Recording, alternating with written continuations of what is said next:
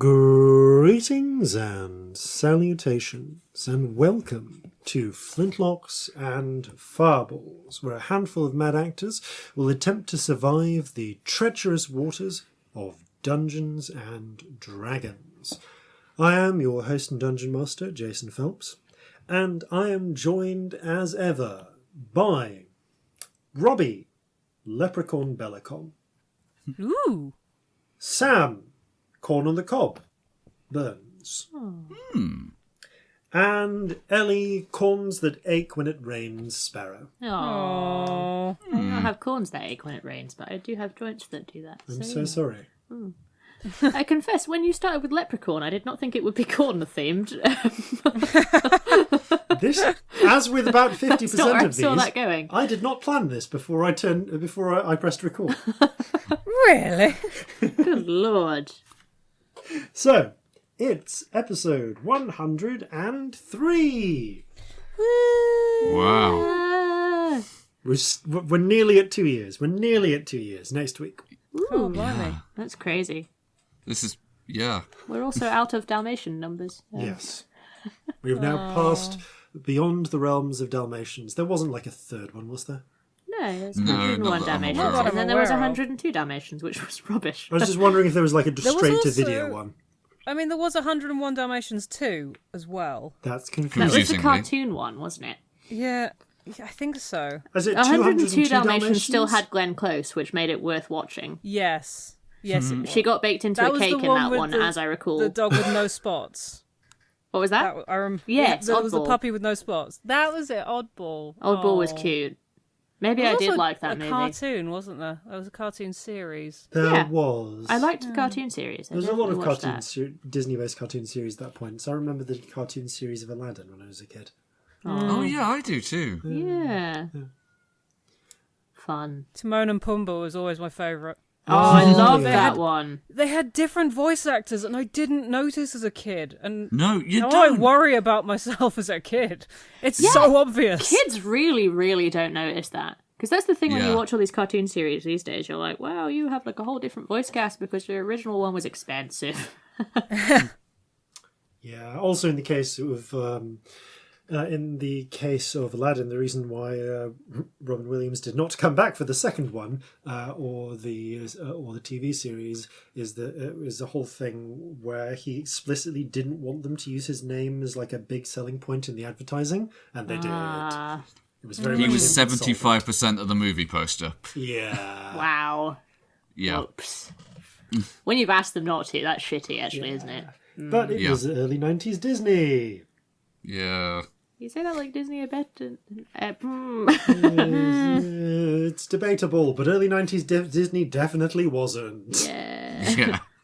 Speaking of ruining our nostalgia, it's time Yay. for us to turn to invert our nostalgia and gaze wistfully towards the future, as we ask, future us, what news from the present? It's Future Jason with messages from the present. Once again, this episode of Flintlocks and Fireballs is brought to you by you. As ever, a massive thanks to our crew members on the Flintlocks Patreon who help keep this ship sailing. There is a wealth of extra content and bonus features for patrons, including regular blog posts, extra stories narrated by the cast, artwork, and a monthly poll for the community to help design an element to go into the game. You can check it out at patreon.com/Flintlocks and Fireballs, link in the description. Once again, we are supported by the online group heist game Agent Venture, where you and your socially distant friends can infiltrate a corrupt corporation's HQ with nothing more than a laptop and an internet connection. Check out the link in the description. And that's it for announcements this time. Back to you, Past Jason.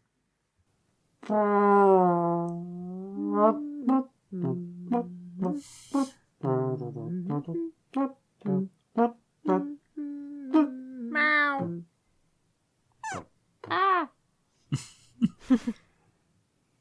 And with that, it's time for us to begin. I wish I could pretend that's not a thing we do like all the time, but this is how we entertain ourselves. Yep. I wish I could say that was a thing that had started because we've been inside for a long time. No, we've always just done always that. done Yes. always. This is who we are. This is Yeah. what we do. It's time to begin Flintlocks and Fireballs. Our land stands on the sabre's edge. Our cities are a powder keg. Brother chains brother, no one's free. A life on land is short, you'll see. So gather your muskets, gather your spears, we'll plunder the shores of Calcinea. No kraken, storm or spell we fear, so come and sail with us, my dear. Previously on Flintlocks and Fireballs. The party have arrived in eastern Sunder. They made their way to the city of Newmark, or New Altmark, in order to settle a gang war in the interests of the Fisher Kings. In return for this, they have been promised that their friend, Michael John Boot, suddenly, due to a tricky inheritance situation, catapulted up to high society, will no longer be a valid target for the various assassins of Eastern Sunder. While there, they ran into some unexpected complications. Along the way to acquire some necromantic repeaters for a gang there, they also encountered a toad with hypnotic powers, if you will, that caused a great deal of mayhem before they destroyed them, releasing the bound spirit of Terithate. This may have consequences. Stop saying that! So, the party, however, also on the way met Odanone, an Achene hunter who had come to Newmark with the express intent of rescuing a variety of stolen artifacts, which had actually been taken by the notorious adventurer archaeologist Monsieur Belloc of Soul, working for the Osirian government, and were due to be conveyed back to Orcrest. The party have agreed to return these artifacts to the Panuki city of Tiope, the Panuki being a nation of the Achene known as, translated to the Stone Guardians. The party have now travelled for, I believe it's 4 out of 6 days to reach the Panuki city of Inyan.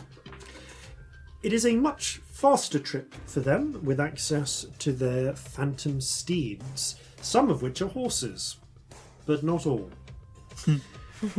With them, they are able to cover an astonishingly fast, in this pre-industrial, barely pre-industrial period, but certainly pre-railroad period, astonishingly fast distance of 80 miles a day.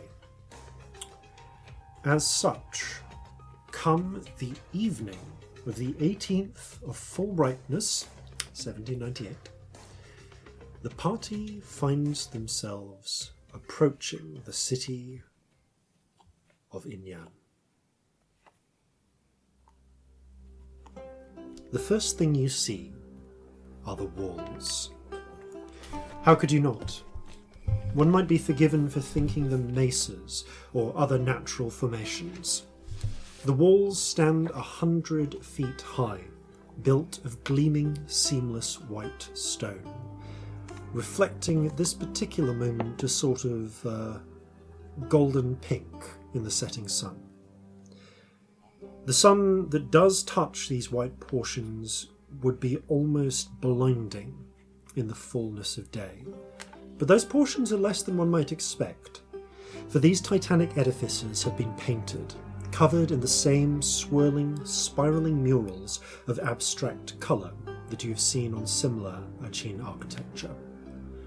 A pleasing spread of reds, greens, blues and yellows greets your eye, if a spread faded pastel by the bleaching sun.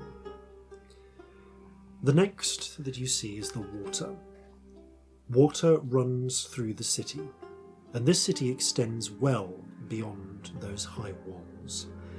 Long canals run around the walls, irrigation trenches miles long, that turn in wide circles, branching out like spokes from a wheel to supply the rich fields of maize, greens and orchards. Hundreds of farming communities surround the city walls, still part of the city, still connected by its gleaming white stone roads and infrastructure. In each of them, you can see the telltale beehive buildings of red-stained brick, timber or daub, surrounded by thick fields by the water's edge, and then by tracts of land set aside for grazing. The thing to strike you after that is the space. Alisont held 1/3 people, probably the largest city you've encountered. If this city holds twice that number, it does so in 10 times that area. The city is somehow agrarian and urban both, stretched out, apparently horizon to horizon, roads strewn with wagons drawn by shaggy beasts, canals thick with boats, or drained in places where work crews of brightly coloured achene are labouring to repair the trench. The people here do not seem ill-fed or wanting. As you ride close, slowing to a canter as you approach, your time on these horses nearing its end, your spirits growing weary from 8 hours of travel, you are able to get a good look at the many people working there. You've seen enough villages, even cities, in your travels, especially in Seoul, where food has been scarce and all its inhabitants' labour has been given to scratching out enough of a living to eat. Not so in Inyan. Craftspeople abound, even within the fertile outer reaches, folk weaving in the shade of their houses, making baskets from woven twigs, carving wood, or painting houses. Art is common, even in the outskirts, and many more red-stained houses are painted in repeating black patterns or colourful swirling motifs. The clothing that you see on these outer segments also seems to reflect achene sensibilities, with either shirt and trouser combinations or long smocks cinched in at the waist with a leather belt, typically in off-white cotton and then dyed in strips or repeating patterns. Some of the poorest lack the dyed patterns, but most seem able to afford a somewhat decorated set of clothes. As you approach, your companion, Odinone, looks up at the city and back to you. Welcome to Inyan. Those walls are huge! That's amazing. And pretty. Very big and very pretty. Yes. They're a gift from the Cloud Walkers. Well, that makes sense. Oh, of course. Because I guess it'd be easier to make huge things if you're already huge. Yeah. Now, you'd think of things differently in scale, wouldn't you? I've seen cathedrals that aren't as high as those walls. They're huge. Anyone who wants to can make a nature check. There you are. Yeah. Why not? No. Ooh, 12. 22. Oh, also 12, actually. I Okay. forget that my nature's not as bad as it used to be because of the Eye of the Storm. You kind of take a look at these. Corzin, you have a bit of an eye for more engineering than architecture, just a side effect of the many years you've spent, mostly your eyes focused on ships, but you've seen a number of forts in your time, whether they be old Jovan castles, coastal forts, new ones, and such. And all of them, even except the very newest, are to some degree or another in a constant state of ongoing repair. The fact is, even solid stone will over time erode, sections may subside, there's usually something going on that you need to fix. And yet, the walls themselves are gleaming, shining, solid as the day they were first built. Ooh. And looking up at them, they aren't merely for show either. They've been built with a degree of defensive planning that would astound modern fortress builders. Something that you appreciate, Corzin, actually, having been interred in a fort at one point when you got imprisoned. Yep. Oh, yeah. Forgot about that. These aren't sort of like the square forts of old, or even round forts. They're a bit more akin to a star fort, because although there is a sort of broadly round element to the wall, there are long protruding bastions, sort of extended elements that are like high walls with flat tops, able to cover many approaches.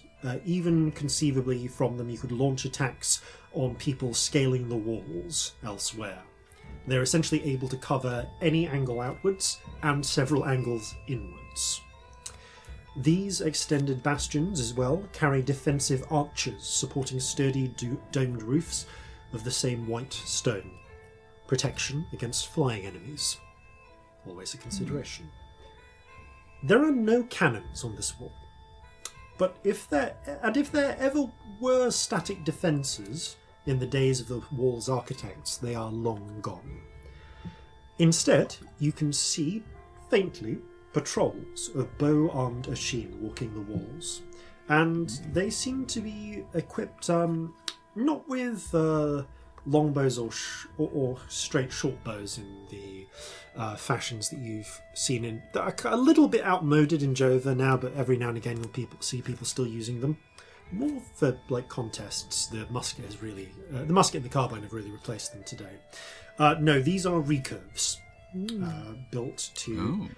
built of horn, timber, and sinew to take advantage of to sort of take a mechanical advantage of the wield of strength. They're not as advanced as the steel compound bows that the drow use, but... I mean, there are advantages, though. You don't need a machine to string them. But you don't need a machine to string them, yes. There are a lot of advantages. Yeah. The Celestia's old bow, as an example, actually... Is in the sea now. Is in the sea now, but came with like a machine-aided crank that you could use to string it. But you can also leave them strung without too much harm. So yeah. Warp back in Joba, the climate's too damp. Here it's sometimes a wet heat, but it is warm. In fact, it's actually pretty not balmy, but on par with a cooler sort of early autumn day, which is odd for you who have grown up so far from the equator, because right now it's technically winter. But you are What is going on with these seasons? Yeah, you're so close to the like you're not in the tropical zone, but you're like in that lovely Mediterranean zone where there's really surprisingly this close to the equator. There's actually surprisingly little variation between summer and winter. Under normal circumstances, they probably wouldn't be getting a harvest about now, but normal circumstances do not apply. The archers aren't the only defenders. Upon two of the bastions, you can see the dark shapes of winged creatures at rest. The Achin answer to their lack of artillery. Peering, squinting, I think Corzin is the only one with above 15 passive perception. Yep. Yeah. Corzin, you can make out just about the silhouettes of griffins. All right. Like the ones we saw attacking the settlement earlier. Yes, but these ones have differently coloured saddles. These appear to be coloured blue. Okay. Cool. I would point this out. I want one. Bit I big. don't think would you can be make a friends Marjorie with out of me. something that big. Ojinone looks over. It requires many years of training. They are otherwise inclined to eat riders. They are not bonded to. Wow. Okay. I want to be friends with one. He'll eat you. He'll eat you whole. And show I will take the years to learn. He does look up with, again, Achene, something about it. It's not that Achene faces lack the muscles for expression, but something about their culture seems to discourage like big expressions, but there is just a faint look of matched wonder looking up at them. In the way that in the way that when you get someone who really loved steam trains as a child sees one when they're much older. Oh. It is late. I know a what is the word? Inn within town. Okay. Sounds That's a good nice. start. You begin riding along, as before, with the gentle clip-clop of horses, making your way further. Well, the gentle clip-clop, but the eerily in-step clip-clop as you approach. You attract attention wherever you go. You've especially attracted attention because up until you slowed down, you were just galloping along at breakneck speeds. But the attention you draw is mostly from various Achene working in the fields or crafting, kind of looking up, gazing at you with a mixture of curiosity, some a little alarm, but seeing your guide with you, they eventually shrug and get back to work. There is work to be done before the sun finishes setting and the last light goes. So, you make your way towards the entrance, the nearest entrance of the city, and there are two entrances to this city, front and back, where the high stone walls give way to gatehouses. And what gatehouses? Huge stone doors open outwards, 60 feet high. Their exteriors carved in bas-relief, depicting tall figures in robes and armour, not unlike the door that Celestia witnessed in her vision. On the inner sides Is of it the same door? it's not the same door, that was made of bronze. Ah. But it's the same aesthetic style, and it's the same sort of broad images. Tall figures. In fact, on the inner sides of the doors, the ones that you can see as you approach very easily, there are gigantic figures opening their arms, gesturing towards the city in welcome. Smiling at seeing you approach, Odinone sort of does the beckoning gesture with his finger and says, "Come round to the side. Look at the other side of the door." Okay. What's on the other side? You kind of ride off away from the path a little bit. By the way, the roads here are roads. Like actual paved roads. Yeah, white stone paved roads. Not all of them, but many of them are. Paved roads are not really something you've seen a lot of, just in general, in Eastern Sunder. Most, or even within the cities, yes, but even within the sort of colonial towns, that's quite an expense. But here there are white stone paved roads all over. Not everywhere. Like the poorer sections, they have just well maintained beaten dirt paths, like you expect. But there is basically paving. But as you move around to the side, you can see the other side of the doors, the outer side. And you can see that the same figures are holding spears and shields, and where this door closed, they would seem to be barring the way. Ah, that's cool. I like this door. I like It's this an impressive city. door. It's beautiful. Everything's so shiny. And it's huge. Yeah. It A lot of was space here. built, they say, of cloud stone. Cloudstone? How do you get that? How do you make clouds into stone? He frowns and kind of like shrugs a little. Can I try and work out what the buildings or the roads are made of? Yes, you can. Make a nature check. I definitely Okay. don't know. I lived underground for ages. I mean, you actually would Lots of be rock exactly underground. the person to True. know. Maybe I do. There were rocks. Natural Natural 22. 20 on rocks. Wow, okay. Ooh, this is an interesting one, Corzin. It reminds you a lot of like a very hard, very fine granite, but without like really very fine. It's almost somewhere between like a mixture of granite and marble. Alright. It's like you kind of, assuming you get down, kind of like touch it, do a little bit of tapping of just like some Yeah, you would. your knife against it, listening to it. Yeah, no, it's bizarre.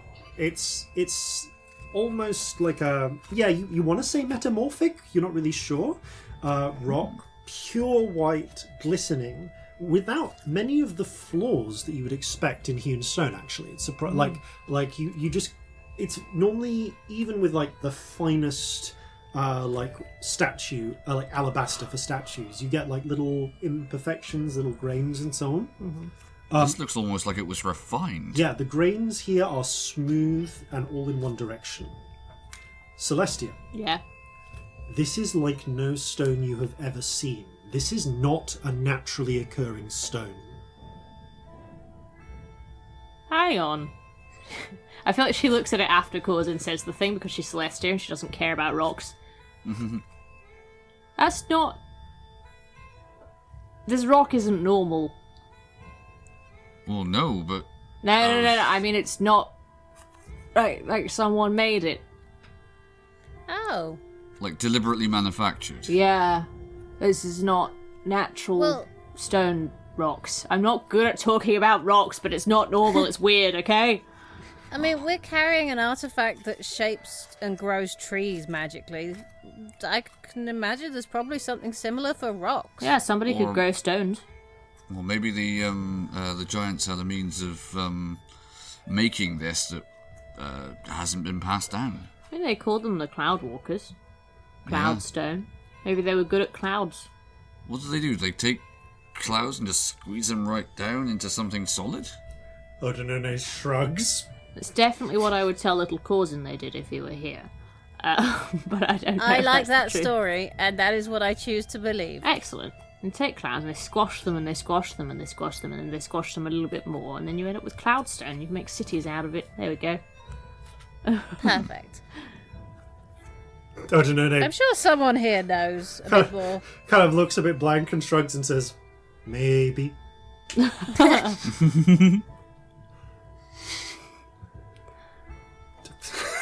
He just has no answer. However, you ride back towards the way in, and there is a bit of a queue. There's just, because it is evening, people who have been spending time out of the city are making their way in through these massive gatehouses, and there are, as you would expect at gatehouses, there are guards. You can see there are a number of Achin on just outside serving as gate guards. About 20 of them. There's just a simple kind of system where they just check everyone, like ask what, to make sure no one's up to anything, and then wave them through. It's a bit like, you know, when you go to like a big convention or Disneyland or something, and you've got those like all of those people stood like with little lines between them, and they just like they check whether you've got the band. Yeah. It's a bit like that. These Achin are armoured. They with a, basically it's a light sort of leather armour, but with a basically like a jerkin, or almost like a hardened breastplate of hardened leather. It is decorated with the same repeating sort of waves, black waves and lines patterns that just seems to be highly in fashion amongst Achin. They are armed. Well, they're interestingly, they seem to have different weapons. All of them have a. I'm going to say spear, and when I say spear, you kind of conjures up images of like, you know, like a flint spear on the edge of a stick. So the word I'd really use here is polar. They're Okay. closer to... They're a bit closer, they're not quite like halberds, but there are forged steel blades on the end of long shafts of wood. Okay. They look to be well made. They have proper like slots where they've been bound and bolted into the hafts at the end. These wouldn't, apart from their design, which is slightly, they kind of got like a leaf bladed end with a slight hook cut into it, almost like not unlike unlike a fish hook. In some ways, or like a slight fishhook jag cut into it. Were it not for that design, these would not look out of place in a Thryne's armory, like in a castle somewhere held up by a suit of empty plate mail. For the purposes of this, I'm going to call them glaives, because that is the closest equivalent, Okay. we'll say. My brains just go, knife on a stick, knife on a stick. A knife on a stick is Essentially. basically what all polearms are, Yeah. except for bec de Yeah. Corban, which is a hammer on a I stick. have knife, want it longer, knife stick. This yes. is Yeah. fundamentally the idea behind all pole-based weaponry. I want to stab people, but over there. Yes. It's an evolution of I want to stab you before you can stab me that doesn't involve the use of bows Yeah. Yeah. or throwing. It's essentially I want to stab you before you can stab me and still have a weapon with which I can stab the person next to you. Yeah. Especially if you're on a horse. Yes. Yes, they're all armed with these distinctive glaives. Some of them have recurve bows and arrows. Some of them have muskets. Reasonably well made.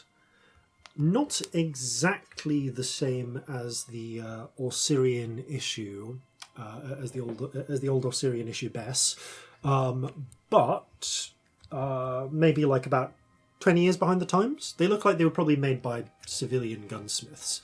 But the design is so distinctly Jovan that there's something about it that feels imported to you. Right. Okay.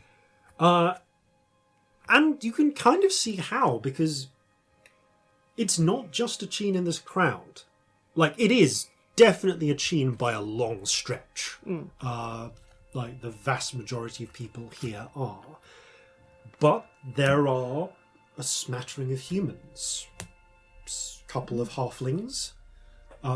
There's even an orc you can see, most of whom seem to be traders or merchants or travellers. Whatever uncertain state of war or peace exists between the Paniki and the Orsirian colonies, this is a city. And there will always be a place for people buying and selling things. After a little bit of a wait, you make your way into the gatehouse, where you are stopped as a group by one pair of the guards. A jet black skinned Acheen with black sort of hair feathers that turn red at the tips, and red eagle-like eyes. He looks up and frowns. No, hata, hota, here, ta. Odinone puts up a hand. Hota, ya, no, ta, hat, no. They gestures back towards you. Rotanaka, here, katana, twa. Do a little wave. They narrow their eyes. Do we need anything special to be allowed in? You see, Odinone coughs a little. My purse was taken. How much? We have that kind of. Do you Yes. have 4 silver coins? Yes. Thank you. You pay the toll, which this is. The Acheen kind of like seems a little suspicious, as if he's like memorizing your faces, but doesn't stop you entering. It's just that sort of, okay, strangers in town, all looking weird. I'm just going to keep an eye out in case anything goes stolen. That's that sort of gate guard suspicion that they're all trained to have. Right. Okay. But you are waved through, and you get a good look at the guardhouse itself, because the arch that that is behind these doors is long. It is like about... Yeah, no, this is like 80 feet long. Which gives you a good sense of how thick these walls are. Oh. Jeez. This is massive. Although It's massive. probably the gatehouse is slightly... It does go in a bit. And it's not just the whole wall. Because you can see that the arch itself on the underside is covered absolutely with... as well as the walls, the ceiling of the arch is covered with ancient glyphs and markings, seemingly carved into the stone. Not unlike the markings on the Jade Amulet. Although you can also see, peppered above, hundreds of tiny holes in the stone ceiling. A more traditional sort of murder hole. Huh. Yeah. Oh, that's like a drow bastion, that is. Yeah. Yeah, that's a thing. You see Odinone nod proudly. Yes. Better, though, honestly. Inyan has never been taken in war. I am wholly unsurprised by that, to be honest. No. Yeah. Not Big even Canada fucking gets through wall. those walls. It has surrendered before, but never been taken. Different. He nods proudly. This is... He seems quite happy about being able to take you here. After, honestly, like a 10-minute wait, shuffling forwards. I have a question for him, actually. Ordinone, you know how your purse was taken and some people get funny about money just being given to them? How much would you have charged us to be a guide here? He kind of thinks for a moment.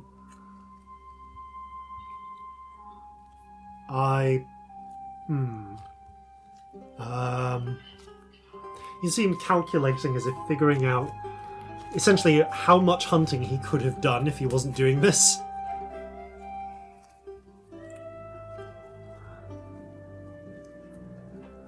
$10 of things for the whole day, given I cannot otherwise hunt. 5 ace of the silver. Okay. I give him 5 gold. He takes it, Sorry, wrong colour. There you go. nods happily and pockets it. Let us come all the way here with you as well. Seems fair. Thank you. All right. He seems It's a long quite chuffed trip. with You this. should be paid. Yes. Thank And you. your purse got stolen, so fuck it. Yeah. You make your way out of a second pair of giant doors and into a denser city. It is... The city within the walls is denser than the agrarian metropolis beyond, but it is still luxuriously spaced out by Jovan standards. You could put 2 carts through any of these streets, 2 fully loaded carts, and they would have ample space not to bump wheels with each other. The streets, they are wide, they are paved in, again, this flawless white stone, and flanked by detached buildings of stone and clay.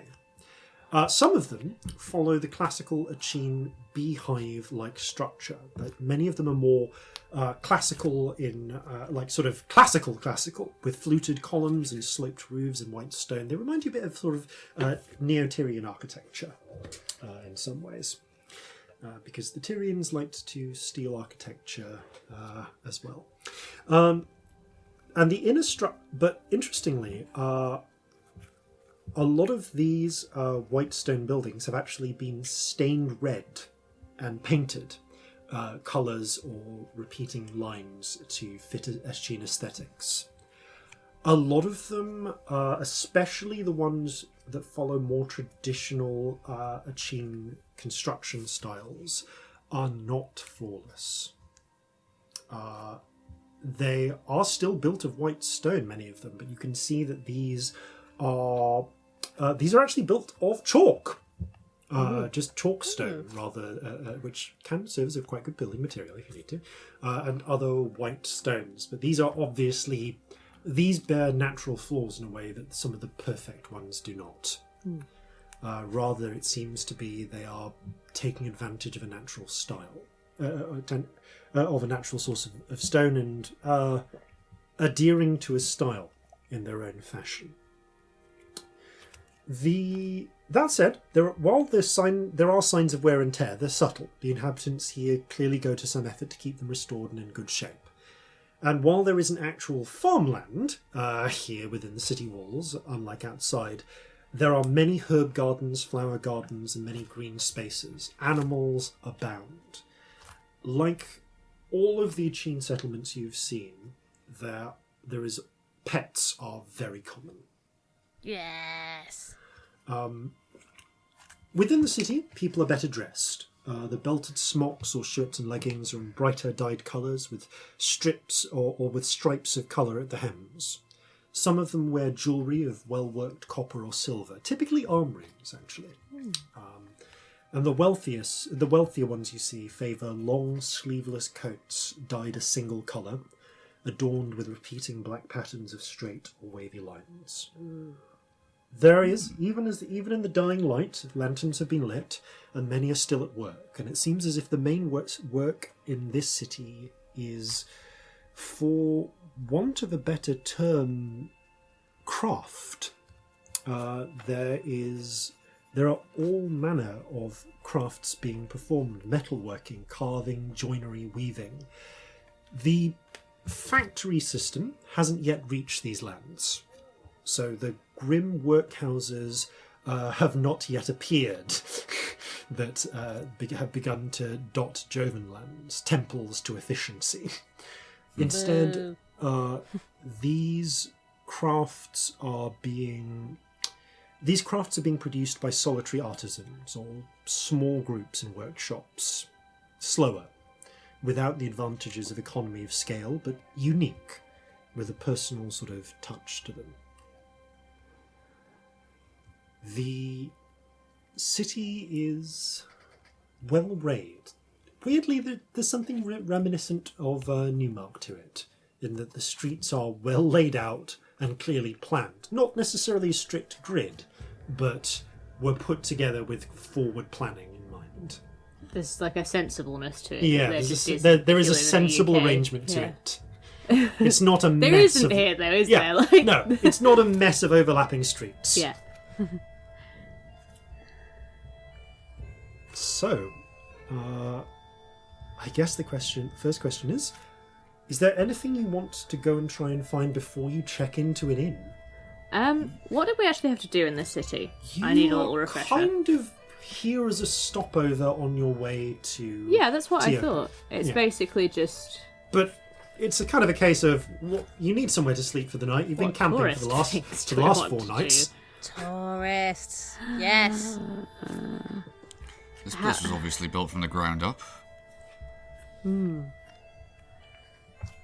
I don't know, he looks at you. Is there another way? Yeah, in the Underdark we build them from the sky down. Oh, You don't have any sky. he just accepts this. Yeah, I was fucking about. That's a total lie. If anything, we build them from under the ground to the ground. Anyway. I meant in terms of a lot of cities back home. They are as big as they are because they were smaller once and they've just sort of grown and grown and grown and grown. And it wasn't really planned to be that way. This looks like a place that was planned to be this size from day one. I don't know any friends and things about this. It was built by the Cloud Walkers. When they left, we continued. The outer edges have grown as needed. The inner city was already built. Ah. In Makes fact, sense. you do notice some of those older buildings, like the ones that do seem to be made of the flawless stone, some of them seem to be Achene-sized. But some of them, as you get closer towards the centre of the city, definitely look like they're scaled for people about 5 times, like maybe 4 times their size. Oh, wow. I think Like- what? 6 times his size in Corzin's case. Yes. Or no, Nate. Is there any weird tourist stuff we can do here? Yes, what should we do? I don't know. Fran's a little. I don't know. It's okay. It is a city. There are markets. There are bath houses. What do people around here do for fun? Kind of frowns. There are places to drink and dance. Frowns again, thinking. Good start, suppose. We could go dancing. That could be fun. That could be Nods. fun. Calm. I will take you to a place. Excellent. That sounds lovely. Only if you fancy it, though, of course. No pressure. He thinks, nods, and gestures. It is getting pretty crowded. It's not.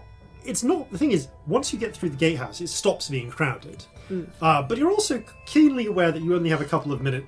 That you really only have a couple of minutes left on your horses. So Oh, this yeah, feels we like a should get good rid point of to these. dismount. We should take these somewhere where we can't see them so that they can dissolve and people won't freak out.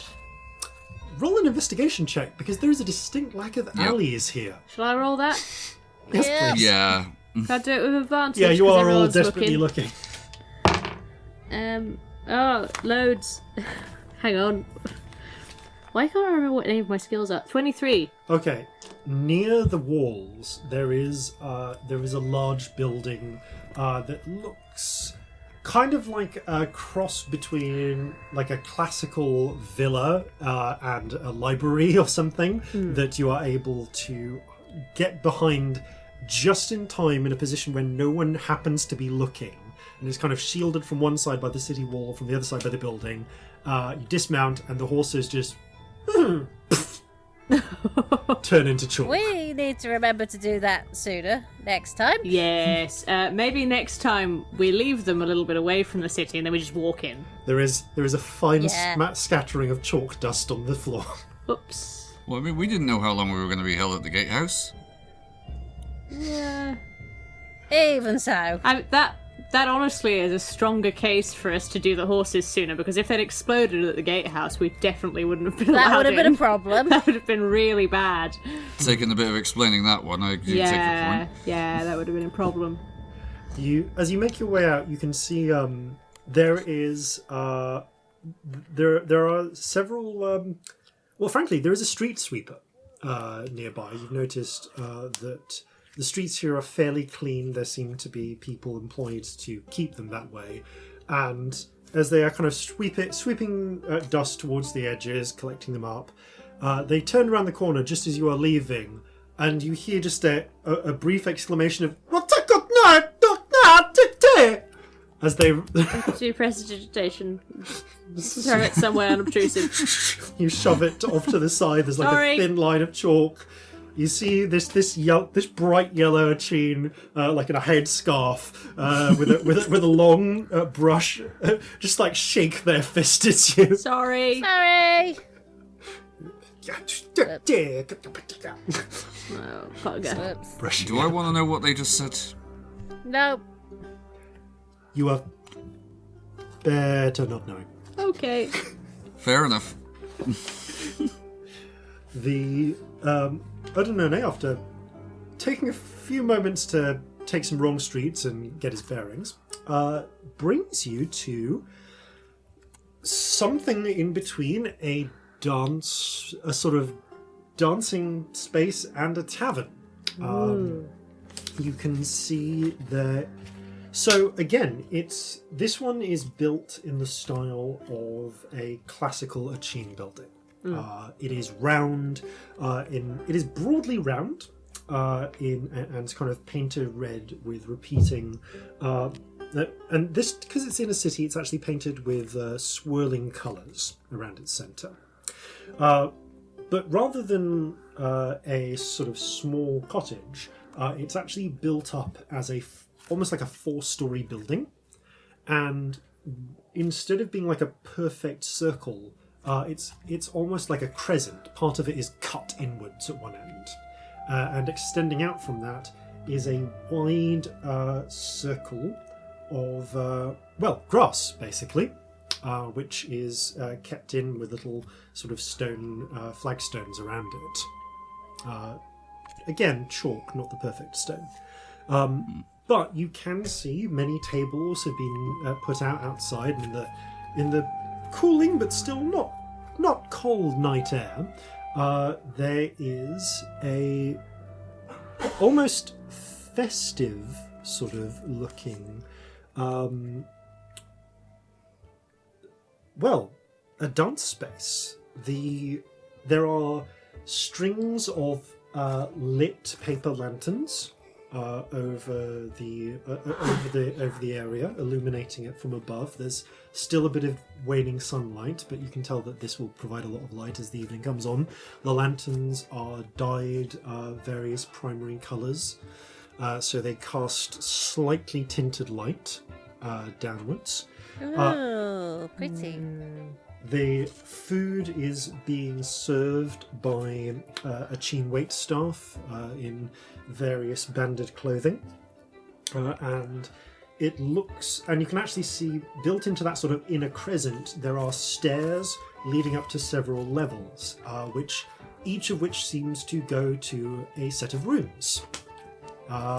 There is a painted sign outside with what appears to be some sort of cooked fish on it. A trout, in fact, a rainbow trout. And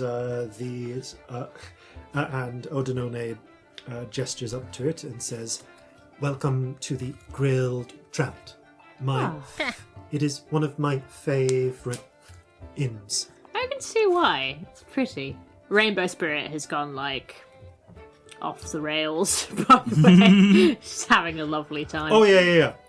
So the Rainbow Spirit just flitters away and starts joining in because because there is actually a band, a number of Achene, and curiously enough, one half elf are playing on a little stage set up nearby. A somewhat jaunty tune using a mixture of different instruments, some of which are more recognisable than others. There's one Achene on a set of cowskin drums. There is one Achene playing a long, thin-stringed instrument, kind of like a guitar, like a cross between a mandolin and a guitar, almost with more strings. There is one playing like a sitar. Not unlike a sitar, honestly. It is basically a sitar. That's what you have in your head. Yeah. I like sitars. There's one playing a wooden flute, and one playing a long sort of pipe-like instrument that looks like a cross between with like a leather sack attached. It's like a cross between a didgeridoo and a bagpipe. Ooh. Impressive. And there is, and the elf is playing a fiddle. Sorry, half elf is playing a fiddle. They seem to be just providing entertainment. There is a bowl for tips. Some things appear to cross cultural boundaries. Odinone takes you towards the bar which is slightly inside, covered over on the sort of ground floor, which seems to be set up as what is essentially just a bar with an attached kitchen. And you've not really met... I guess you've seen a lot of Achin in passing, and most of them have been fairly slender. They're not necessarily terribly built sort of people from what you've seen, whether that's just how their metabolism works or if they have cultural aesthetics which favour being quite lean. So this is the fattest Achin you've ever seen. Okay. He is bright red. He has hair that is orange and yellow, like fire, and with yellow eagle eyes as well. And he is busy scrubbing out some ceramic drinking ware as you approach. And seeing Odenone, puts it down, spreads his arms wide. He's wearing the standard sort of shirt and trousers, but with like a waistcoat cut version of those long single colour coats. It seems like almost like a blend between Jovan style waistcoats and the traditional style here. And he spreads his arms wide on seeing Odenone. Odenone! What attack day? Odenone waves hands. Tulatano! Oh, netato! Puts up a finger. In Jovan. Tolatono, sorry, nods and looks to you. Welcome. Hello. Welcome Nice to be here. to the Grilled Trapped. Beautiful place you've got here. It's lovely. Celestia Stardust. Nice to meet you, by the way. Hello. Takes a minute. Oh, I'm sorry. No. I keep forgetting and going I to shake know. hands, and He goes it's to weird shake your here. hand. I'm sorry. It is okay. I do the Chin one back. He does it back. There's a little hand at the at the breastbone. And Sorry, and it's such a laughs. habit, you know? It is okay. I have met many Jovans. He is also, honestly, very expressive. Much less reserved than a lot of the Achin you've met. Come, what will you have to drink? What do you drink here? He takes the... Anything local? Okay. So he pours into some large leather cups, actually, a dark alcohol with a bit of frothy head to it. This is Ital. Smooth, easy to drink. Unless you want something stronger. Try a bit. What's it like? It's basically maize beer, but it's maize beer kind of like a porter, weirdly. So it's or like a stout. So it's a dark maize beer. That sounds nice. Which has been like the maize. The maize has been somehow malted to do this. There might be that there's some actual like malt barley included to get this effect. It definitely feels like a strange sort of best of both worlds type drink. It's nice. It's got a very chocolatey taste to it. It's rich though. It's a heavy drink. Like stronger than the pale ales you'd get back in Jova. If I were to give this a percentage, I would say it was about 11%. Oh, Does it it's come in rocket pints? fuel beer. Hello. Yeah. It comes in half pints, but he can do you a pint if you ask. Corzin will order a pint. Okay. He charges you each a cobber for the half pints. You two for the Lovely. 2 cobbers. Eventually I'll go back For for the something pint. stronger. Can I have a milk, please? Of course. He looks to one of the serving Achin and rattles off a quick order. Ha! No, take that. They nod, pop into the kitchens and return. with a large, with basically just a jug of very creamy, but oddly tasting milk. Ooh. What kind of milk is this? That is buffalo. Ooh, I like it. good. Note, I have no idea whether actual buffalo milk is creamy. I suspect that it's actually quite thin, but the Achene have bred their... but I'm going to say that the Achene have bred these ones for milk, like We Jersey don't have cows. buffalo here. Be nice. No buffalo. Mozzarella, though. Yes. Oh, sure. Buffalo milk. Yeah. Mozzarella. And in fact, there is... I swear like there's a portion of D&D that is just mooning over various food and drink. No, I was just Yeah. going, I'm going to put mozzarella on my shopping list this week. I'm going, oh, dark beer. Yeah. And in fact, Odinone says to Latano, speaking in Jovan so that you know what he's saying, says, we would like to rent... thinks about the way you split 3, 4 rooms for the night, please. Nods. Yes. Very good. That will be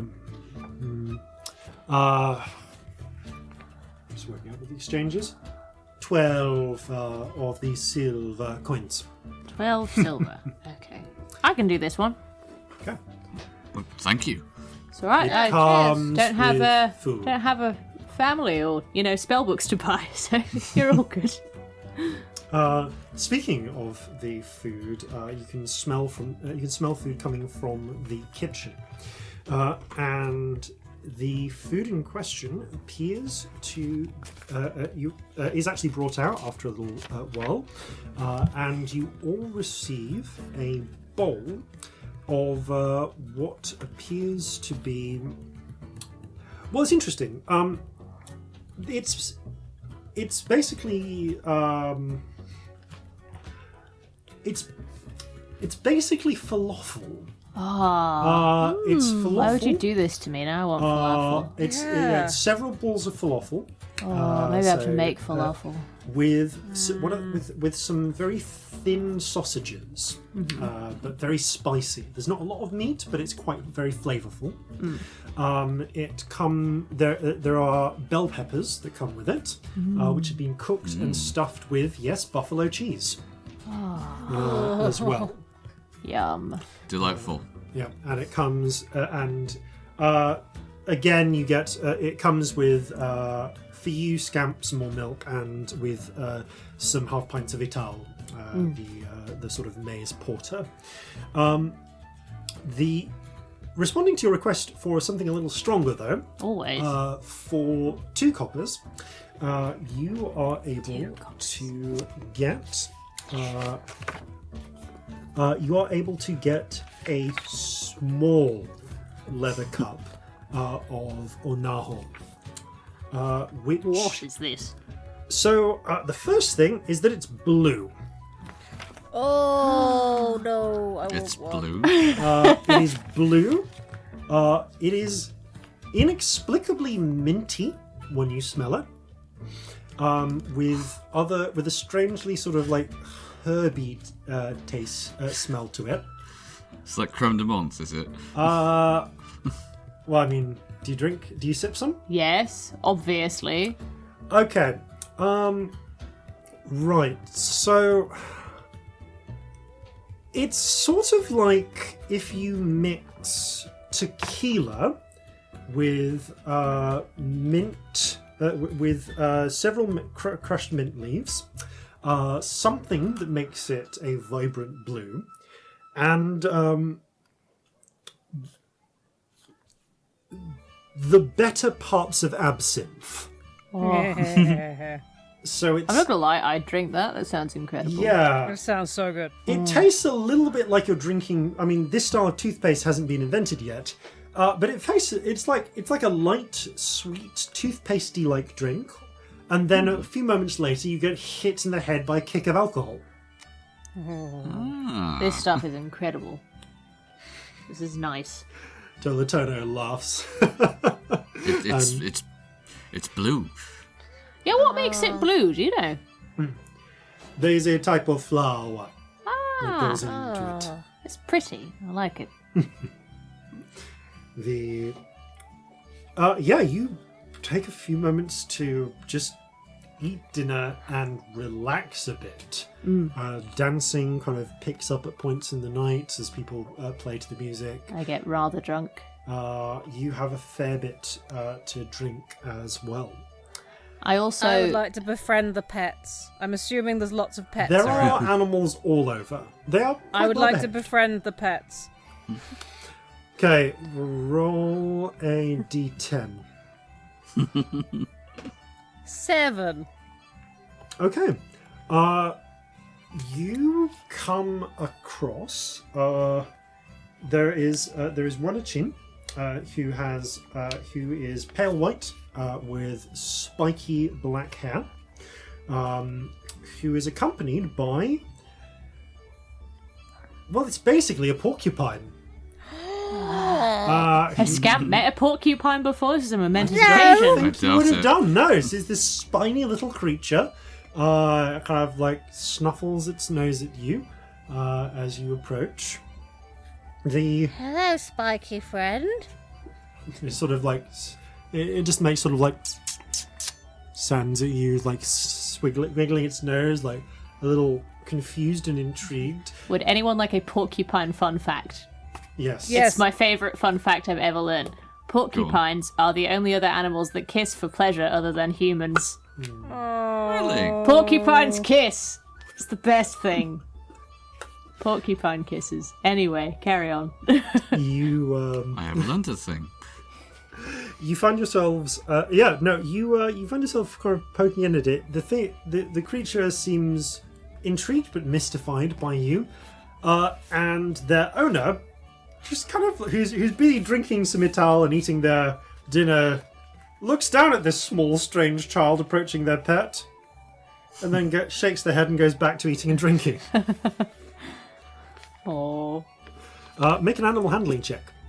I so want you to make a porcupine friend. Can Celestia so see bad this at this. happening? Yes. Yeah, but I've rolled a 1, so it ain't gonna do Oh any no, it's Oh, going to you- give you inspiration, but that doesn't change a 1. You go in to try and pet it, and just something about how you're approaching, just like you go a little bit too fast or something, it panics, it rolls into a little ball, and just spikes you with Oh, no. several spines. You proceed to take 2 points of damage. Oh, that really hurts then. Yeah, one of them Ow. clean goes through the webby bits between your fingers, Ooh. Ow. just at the joint, not deep in, but just Oh, I'm sorry, little friend. yeah, I you didn't pull mean to away and scare the you. spines come out, so they're still stuck in you. The Achin whose pet you've attempted to pet kind of looks up vaguely affronted and says, "Do not but just with a frown, slight I'm frown. sorry. They seem to read your body language. Seem to read that you're mollified and gesturing to their pet, which unrolls but moves to the other side of them, away from you. Carry on with their meal. They reach down and very carefully give the porcupine a stroke on the nose. Do you want some help with those spines? No, I'm alright, thank you. Okay. Do you want a xylophone heal fun? No, it's alright. It was only a little one. Can I Okay. have a look at one of those? Those are fascinating. Do you want to pull out one of the spines? Yeah. Here Okay. you go. Present. It is a fascinating little spine, black at one end, white through most of the of the quill, I think. Yeah, Corzin would be studying this just from, general curiosity. There's just a little bit of scamp blood on one end. Ah,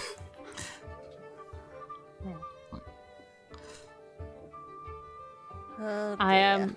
at some point in the evening when they're on break, I want to bother the musicians and ask them about their instruments and things, Okay. and I don't know, maybe muck about and Right, one swap moment. goes on each other's instruments in a Sure. non-euphemism way. You approach, get the and strike up a conversation. It's easy enough. You're a charismatic sort of person, and they're always interested in a fellow musician. You're able to learn the names of some of the instruments. So the sitar-like instrument is the totar. The sort of didgeridoo bagpipe. It's just there's no real better way to explain this. Is called the. There we go. It's called the Ikano. And the flute's a flute, the drums are drums, and the Fiddle's a fiddle. And the fiddle's a fiddle. The half elf seems quite surprised, not surprised to see another Joven, but is I surprised. kind of wanted to say hello. To be honest. Is surprised to see. Is somewhat surprised to see a drow. They kind of nod to you with a little curiosity. All right. Oh, hello there. Hello. They're a female half elf, Mm-hmm.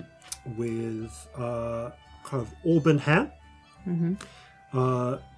very tanned, and green eyes. Well, not green, hazel eyes, I'm going to say. And they introduce themselves as as I have just asked Celine. you to name this random character. So Yes, think, you have. what's I the should have name? done it already. Celine. Celine. Celestia Stardust. Nice to meet you. Hello, Celine Celestia. Sorry. Anyway, Well- hello. Hello. I was I just suppose Celine Booker, if you want the full name. okay. That Sorry, seems to be it's how a you're doing habit. it. No worries. How did you get this gig? Like, what brought you here? She shrugs. Wandering? Playing my fiddle, really. I started out over in Newmark and made my way over with the trading wagons. Ah, It's not a bad gig, honestly. looks nice. It is. Mm.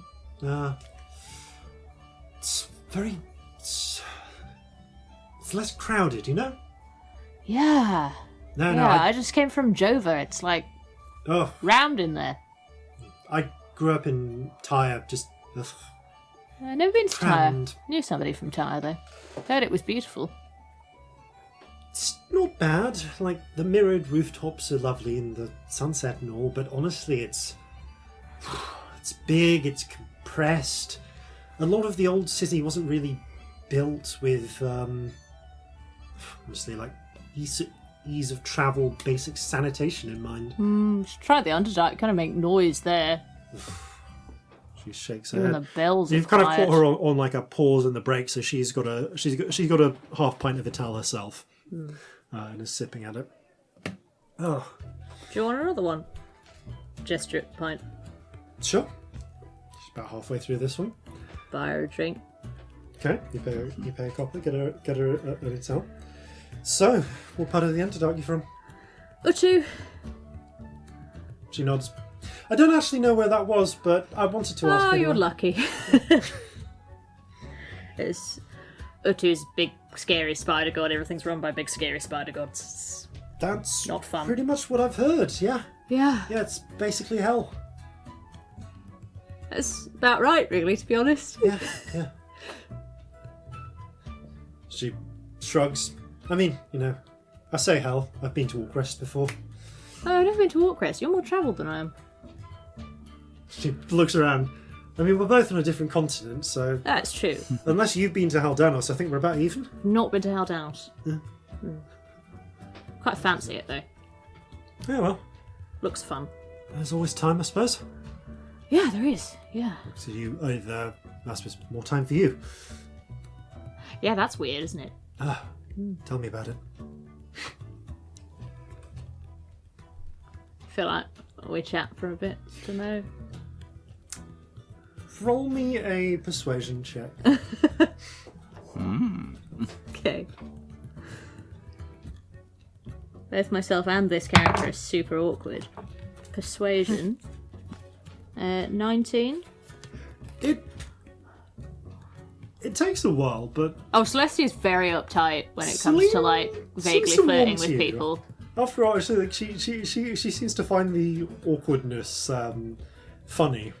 Oh yeah, Or at least Celestia's try. like Hugh Grant Oh, when yeah. she's vaguely attracted to someone. Like, it's just hands in pockets talking shit. There, after like an hour or so, she grins and says, "So, how long are you in town for?" I think just the night, sort of a stopover. Nothing complex then. Excuse me? She gives you a wink. Well, I am rooming alone.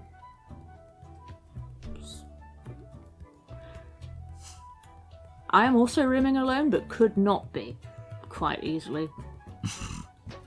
Well, why don't we see how we're feeling at the end of our set? Yeah. Maybe we could have a dance later. Otteneo, do one of the fast ones. She reaches out her hand. Come on. Okay. And takes you for a whirl around the dance space. Roll a performance check.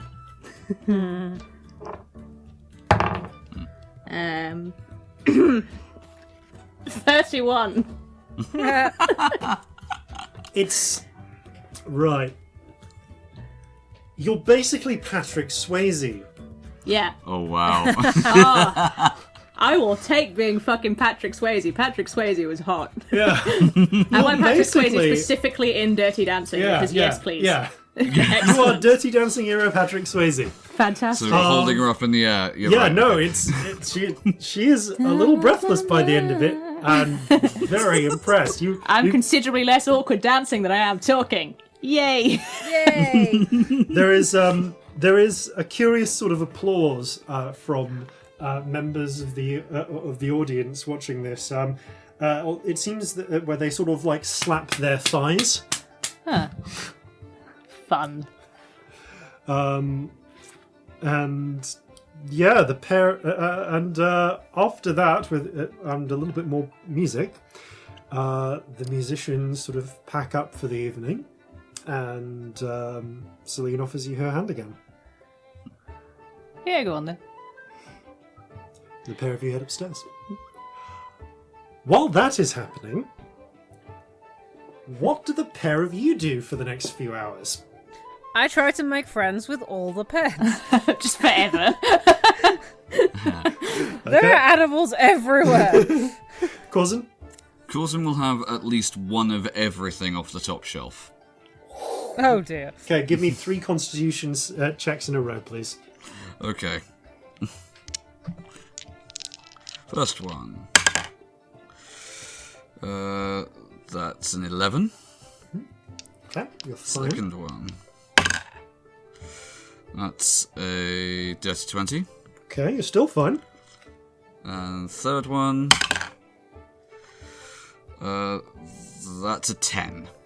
Okay, by the third one, so I say the third one, you actually go through 12 shots of various That's a different lot. alcohols, some of which are actually imported from Joven. They've got Celine brandy up there. Yeah, I don't know, just doing shots in the corner. But yeah, you are in the liquid courage state at this point. You have 5 temporary hit points, advantage on strength and charisma checks, disadvantage on dex on basically everything else, skill Right. checks wise, except con checks. So if you need to make a concentration check, you're fine. Advantage on saves against fear, disadvantage on saves against charm.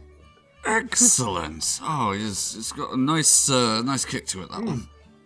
Which one? How could you tell them apart at this stage? Well, no. That was the brandy. Then you got the I think that was mead Mirish vodka. There was the that was the stout, and there was that that sort of pink one. I'm not sure what that was. And That one's and the he does go Tulahun. through all of them. The Tulahun is pink, spicy, and kind of sour. Oh, you'd actually probably quite like that one. It's spicy and quite sour. Yeah. You feel like this would go well depth charged. Okay, I'm going to roll a voluntary wisdom check to see if this is a thing that occurs. Okay, but you're doing it with disadvantage. Okay. He has one. Okay, roll. I'm going to say for the sake of this, roll another con check, please. Okay. All right, that's a 21. Okay, you hold it, but yeah, it depth charges into the Ital quite well. Oh, that goes very nicely. Scamp, roll just a general animal handling check, please.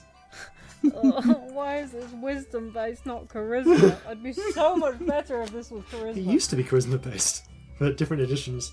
It's a 6. Oh, hun. You a lot of animals aren't interested. Some are. There is at least one kind of like basically a coyote that growls at you. Oh, okay. Sorry. But eventually, a white rabbit comes up and sort of rubs against your leg. Oh, you wanted to tempt him in with something from your pack. You got any of that? I suppose they wouldn't really go for cram, would they? Any ship's biscuits? I've no idea what's in my pack. Jeffrey's been rummaging again. Oh, Roll dear. a d20 Scamp, please. Is this the Where's Jeffrey 14. D20? Okay, Jeffrey Jeffrey's on the dance floor. Glad he's not in my bag. That would have got weird. Yeah. I just had this sudden thought, like, what if he's in Celestia's bag? There's a small no. there's a small aura of space around Jeffrey, who is kind of no. doing sort of monkey break dancing. It's not I really rolled dancing. a performance check for Jeffrey, and he got a 1. Oh, Yeah. no. Yeah, it all goes well until he bumps into the porcupine, at which point he starts throwing feces at the porcupine. The porcupine Jeffrey, kind of rolls Jeffrey, up. Jeffrey, stop it! Stop it, Jeffrey! You're just getting the blackest look from this porcupine owner. I'm so sorry. I'm so sorry. He sniffs, carefully picks up his porcupine and leaves. Oh. Picks up his porcupine and leaves feels like a power move. Like, I take my porcupine and I go.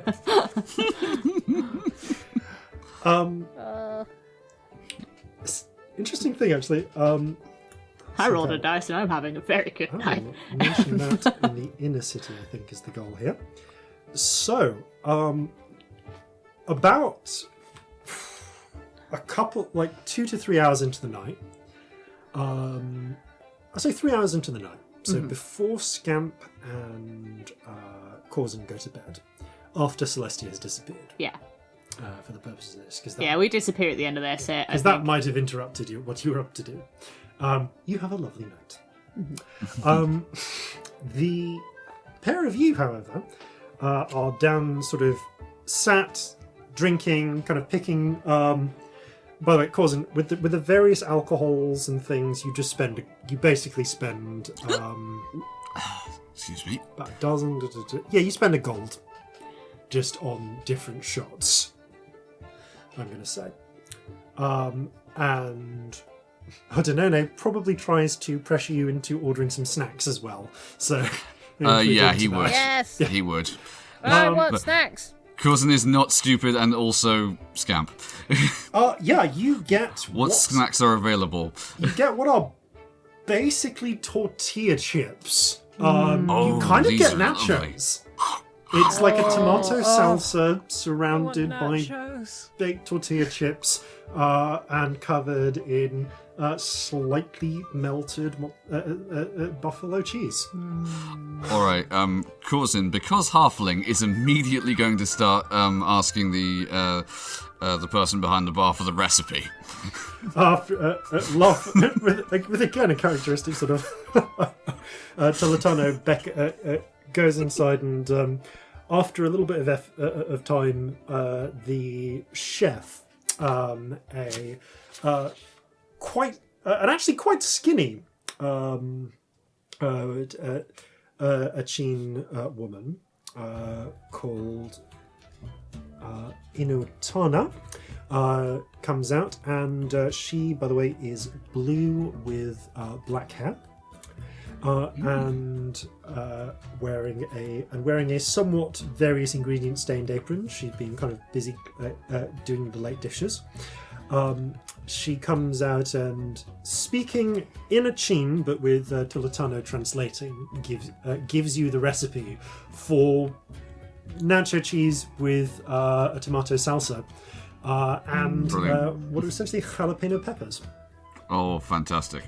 Oh, we're gonna have ship nachos. Yes. Yeah. Yes, Oh, we are. it's gonna be well good. We're gonna have nachos on the ship. Yeah, you get No, like because a central he's definitely bowl. going to pass this on to Belle, and it's going to be so happy.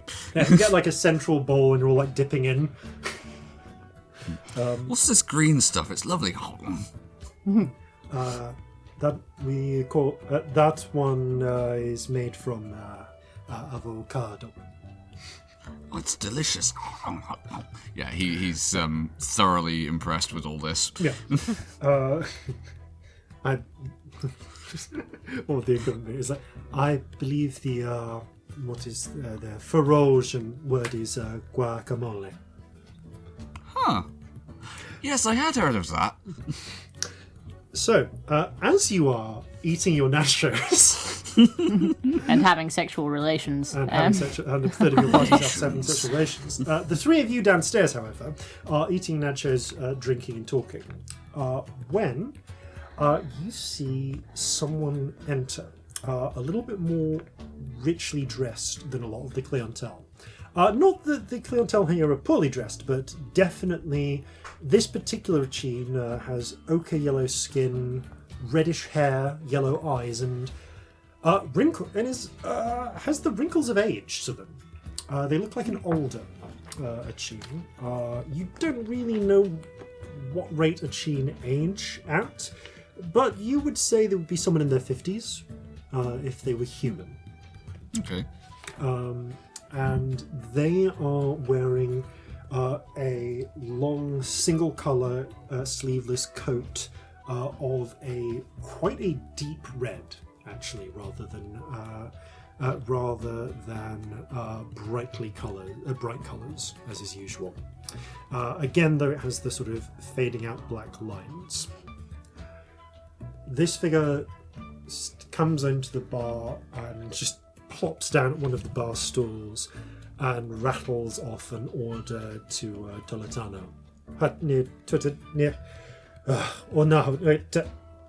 Toletano nods and pours out some of the blue minty drink for him. You see him sort of massage his temples, take a sip of it, and glance round, blinking a little. Ordinone? Ordinone looks around.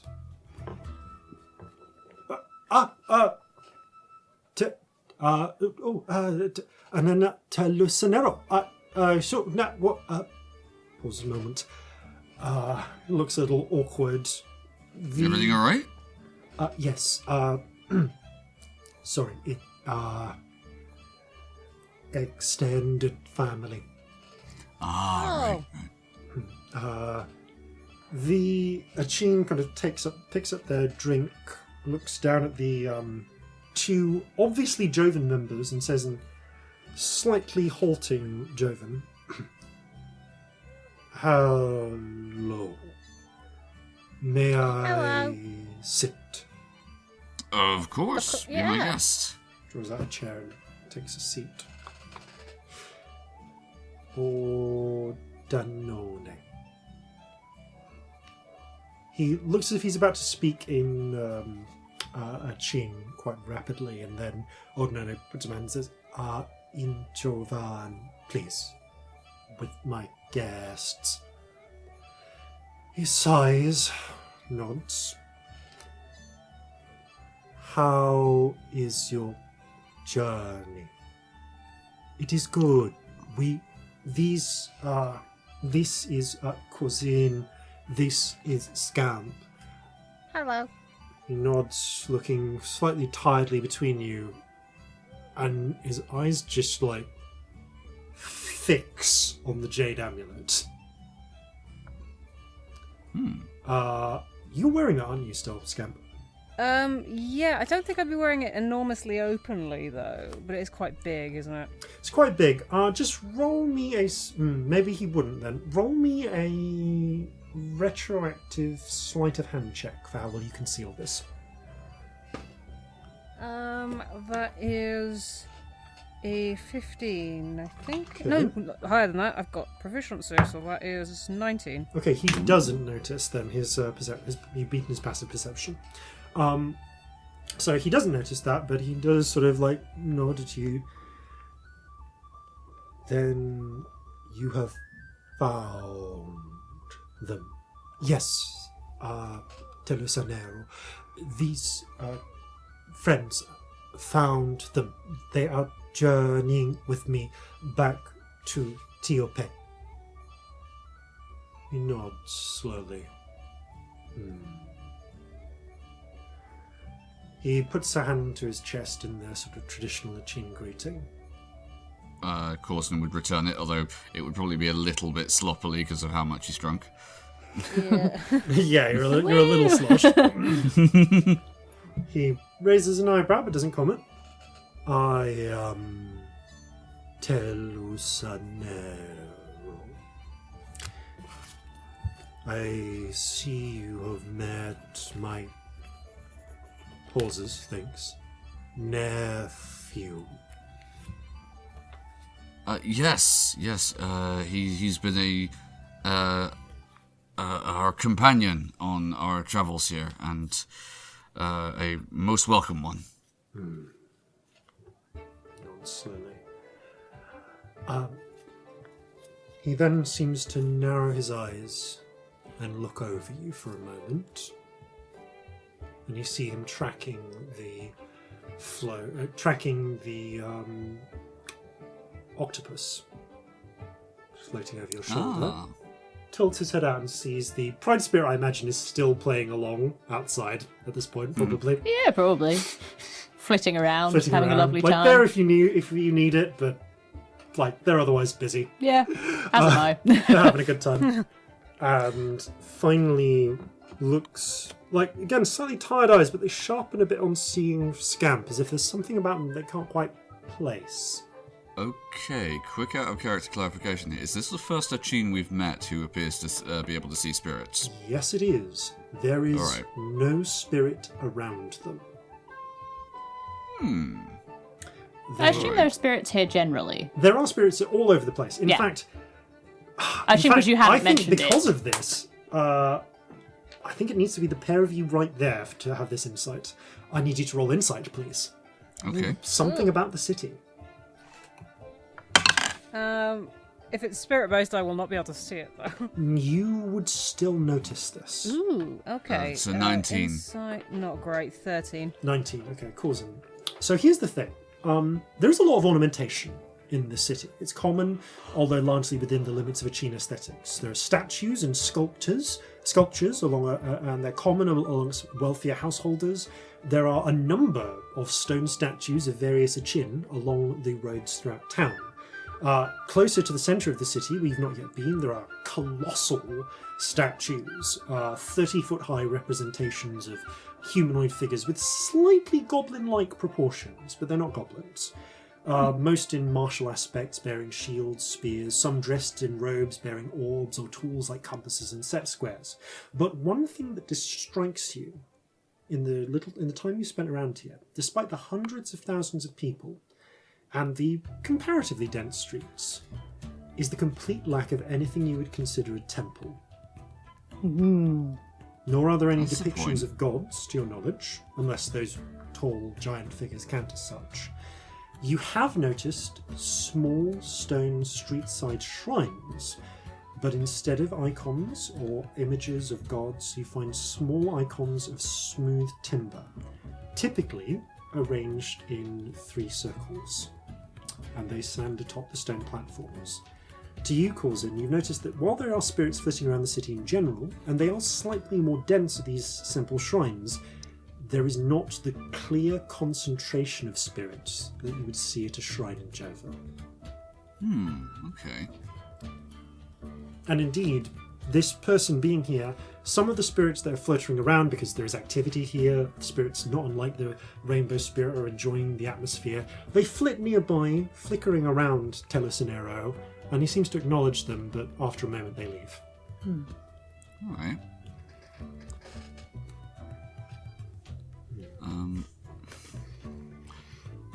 You are... He narrows his eyes. Clerics? Not quite, No. no. No, sorry. Although, no. I do have some knowledge of healing, if that's what you're referring to. I notice a dream follows you as a companion. Yes, it is. It's something that is not exclusive to clerics, but I could understand why you would perhaps think that. Spirits follow people for all sorts of different reasons. This one here, just, I think, well, you were going up in the world. We were both going up in the world, I think. Yeah, bit of an octopus. Regards this comment, shrugs. With noise. Alright, be like that. And yes, there is a noise. There's been a noise for a while. Yeah. Yeah, Fun. kind of ever since you came back from the cave where you fought the giant fire snake that called itself a god. Yeah, I get the distinct impression that even if it could talk in that cave, it wouldn't. Yeah. Yeah, mine did. So there's a strong implication that it could, but it just didn't want to. Definitely didn't want to. Phil's kind of ambivalent about most things. The Celestia nods, but you do not worship this dream. Not in the sense I think that you typically talk about worship. It's more like a partnership.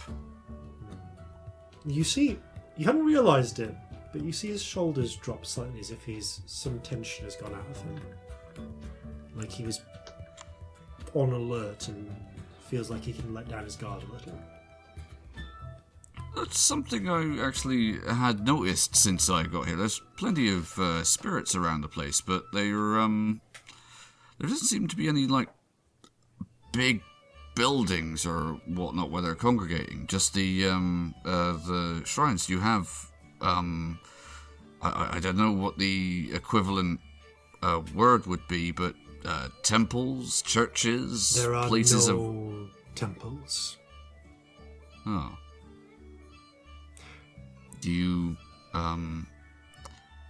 have things that you worship in a different way then? We do not worship.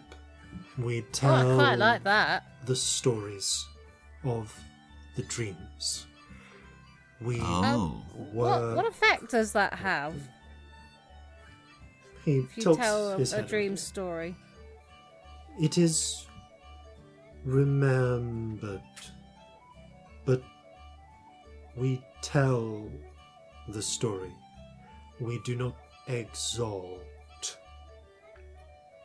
I think I understand. Like telling your history, but these things' history. Yes. To worship is the way of gods. It is... He thinks for a moment. How much has my Neth you told you of the cloud speakers? Oh, well... They killed their gods, didn't they? We Yes. heard that... Cloud Walkers. We heard that somewhere else, Cloud though. walkers. Sorry, yes, cloud speakers is something else. That's a mistake. Cloud walkers. He narrows his eyes. Where did you hear that? Odinones looks a little bit surprised by this. As a I nugget. heard it from my notes, and then I shut the book. That was... Oh, I only wrote down part of her name because I couldn't remember it in the moment. Oh no, what part did Is you it write down? Tekka? I just wrote Tekka. That was Tekka that was Guifa. a short Tekka Guifa. But also, Guifa. we were told by someone we were chatting to a while back, whose name was Littleman. Yes. He was something of an authority on this subject. Yeah. What? And Tekka Guifa, she sang us a song and talked to us about... Yes. He doesn't seem to recognize the name, but nods a little. It is known to those who know the histories, but we do not speak loudly of it. Oh, should we not either? I didn't realise it was... We'll be It is quiet not about it. dangerous knowledge. Just not wide. Okay. We did get the impression, and we are thankful that the people who told us trusted us enough to tell us. Yes, They didn't need to. I will tell you a children's story, and Yes, it please. may illuminate. I have a child of my own. I'm always game for learning more. Once there were no Achin. There were what came before. Then the Cloud Walkers came and built their cities of cloud. They sculpted us, remade us with clay and water and fire and breath and the feathers of eagles. But some refused them.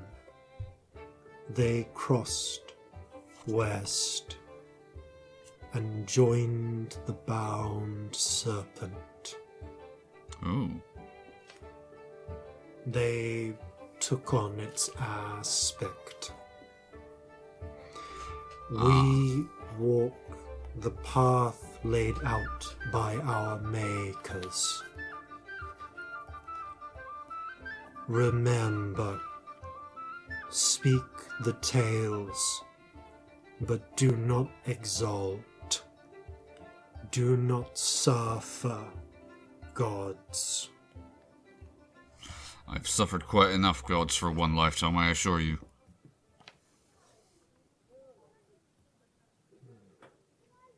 No, studies you and seems to nod a little.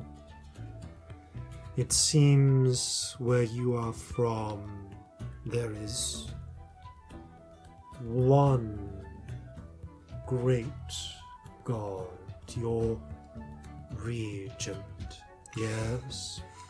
Yeah. Yes, although honestly, given what I've seen in my travels, I'm beginning to think there's far more to it than we were ever taught as children on that front.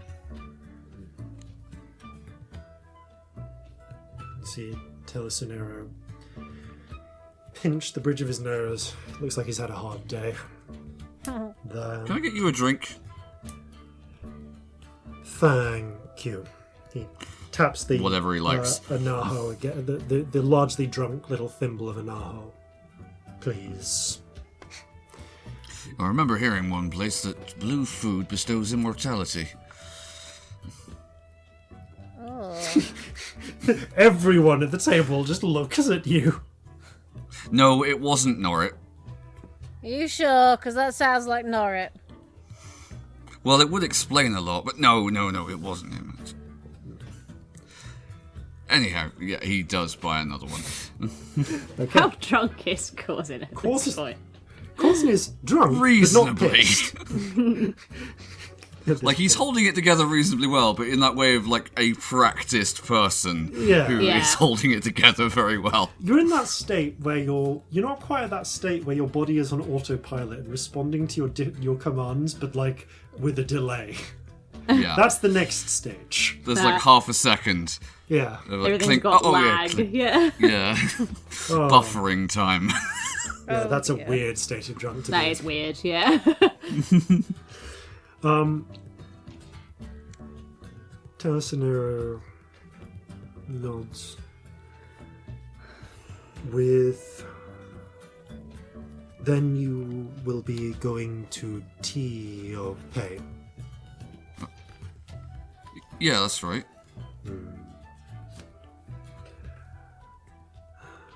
You will go in the morning. Most likely. Is there anything you can tell us about the place? Shrugs a little. Have you been there? Yes, it is the capital. Right.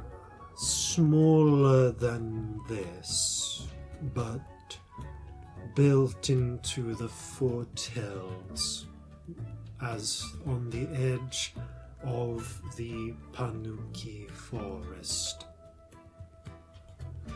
It is the seat of the council that, thanks for a moment, elects our queen. Oh. That's interesting.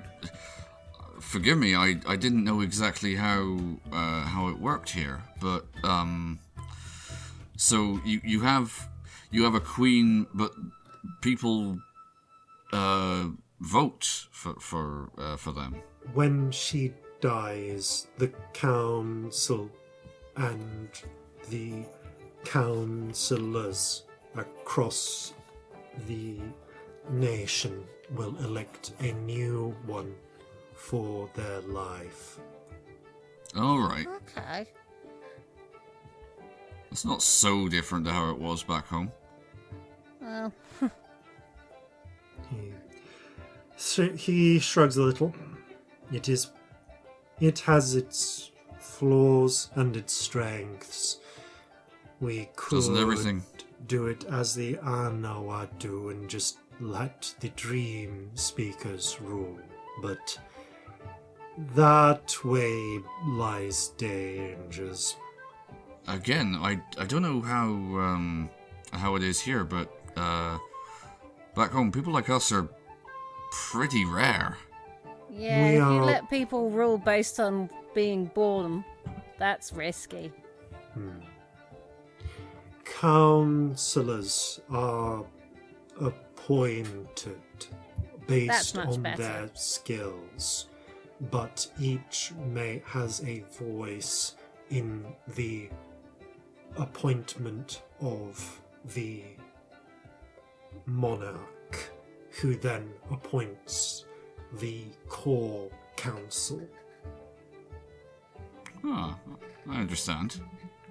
Yeah, it sounds like it's a peculiar sort of oligarchy, sort of an administrative oligarchy, Yeah, What is oligarchy? ruled by a few yeah, rather than ruled by one. a small number of people. Sounds There a are little so many bit like the words. Pope. Like, Yeah, with archy at the end, that sometimes I just, yeah, no, they all you're just absolutely blend. right. My favourite is kleptarchy, ruled by crime. Yes. Yes, that's fun. amazing. It's literally rule by the thieves. That's what it Excellent. translates to. Do you have history books that people can just buy and read, or you're big on stories? But do they need to be? Are they passed verbally, or are there written stories? There are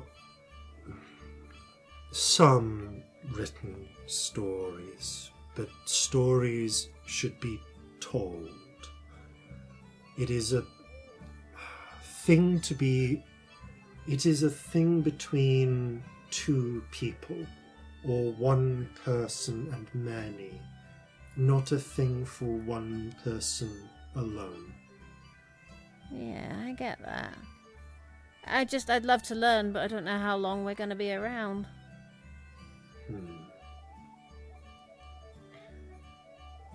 Perhaps the council at Tiope may have something. There have been also Jovans who have written down some stories. Alright. Yeah, but then you get it secondhand, and then that's their version of the story. I'd rather get the real one. Then you should listen to them told. But Okay. there are some written copies, yes. Not many. Like the Cloud Talk Walkers, we believe it that the word should live. That makes sense. He seems to think for a moment.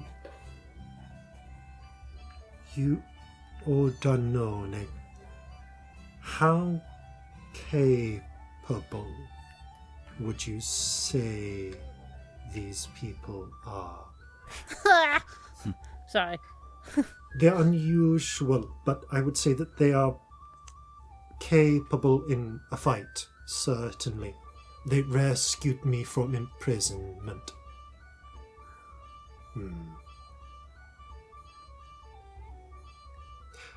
Come, if you would, to my house in the morning.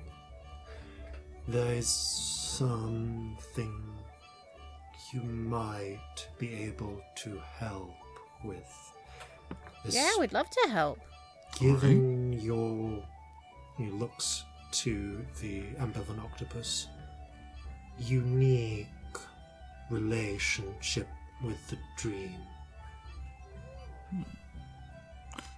You hear that? We're unique. He drains his glass.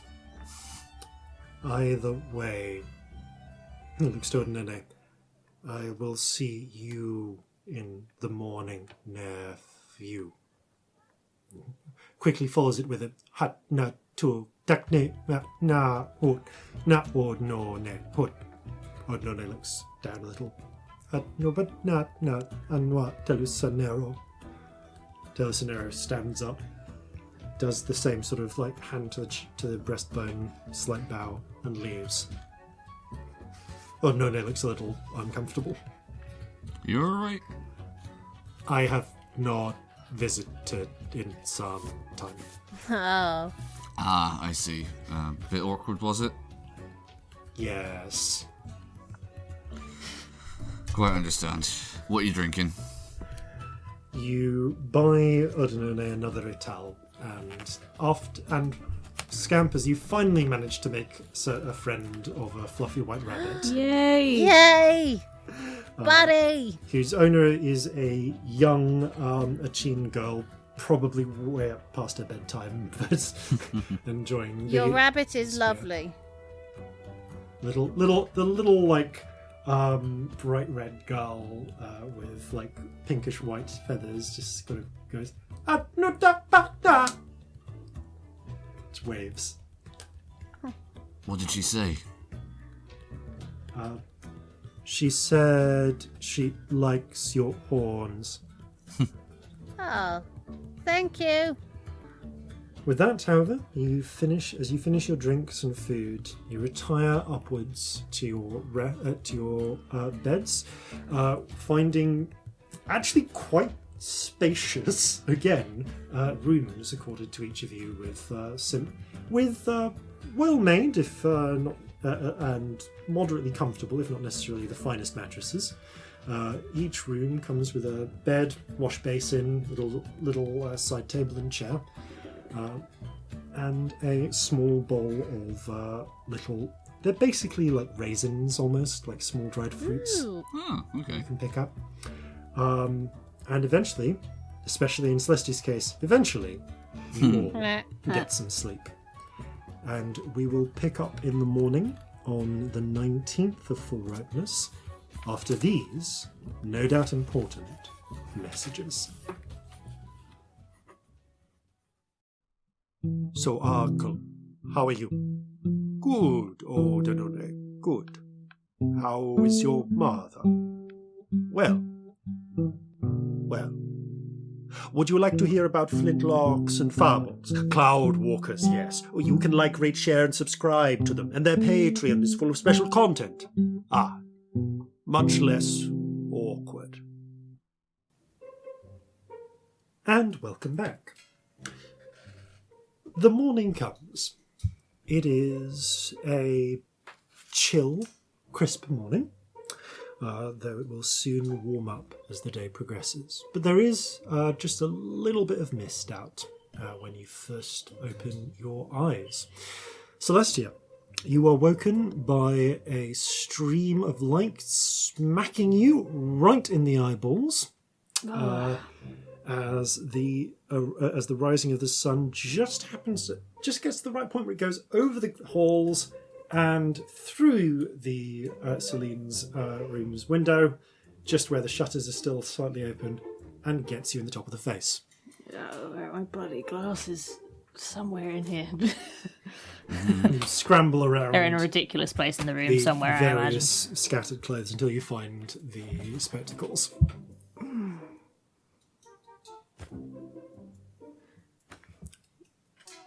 There is no sign of Celine. She's apparently an early riser. Well, if I should be offended that she ran off, but this does make things easy. Start putting my clothes on. Everything you had everything you possess is accounted for, Including my purse. Yes. including your purse. Yes, she has not robbed you in the night. I didn't think so, but But I thought I should mention it. yeah. You make your way downstairs where there is the smell of breakfast. It's basically grits. Yay, grits. We've Yeah, it had would be, grits wouldn't it? now. Yes. Very exciting. Yes. They taste like popcorn, but they're also porridge. It's great. It's like a porridgey maize type gruel. And then you put with- butter and cheese in, and they taste like America. Yes. Although in this case, it's got a slight amount of scrambled egg mixed into it. That sounds good. Oh. And that is breakfast for all three of you when you descend. All four, in fact, as Odinone is with you as well. Celestia, where were you? We were so worried. We spent the whole night looking Shut for up. you. We did not do any such thing. You're a little shit. Did you have a good night? A good night was had by all, I trust? I met a rabbit. Excellent. Yeah, Yes, it yeah, I seemed had a rather very taken good with you. night. It was very good. Rather more taken than the porcupine, at any rate. Pretty hell. What are you doing with the porcupine? I got spiked.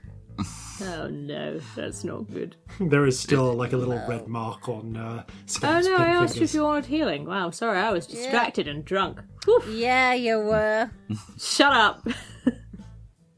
We have been invited, though, to visit someone who came by after you had departed.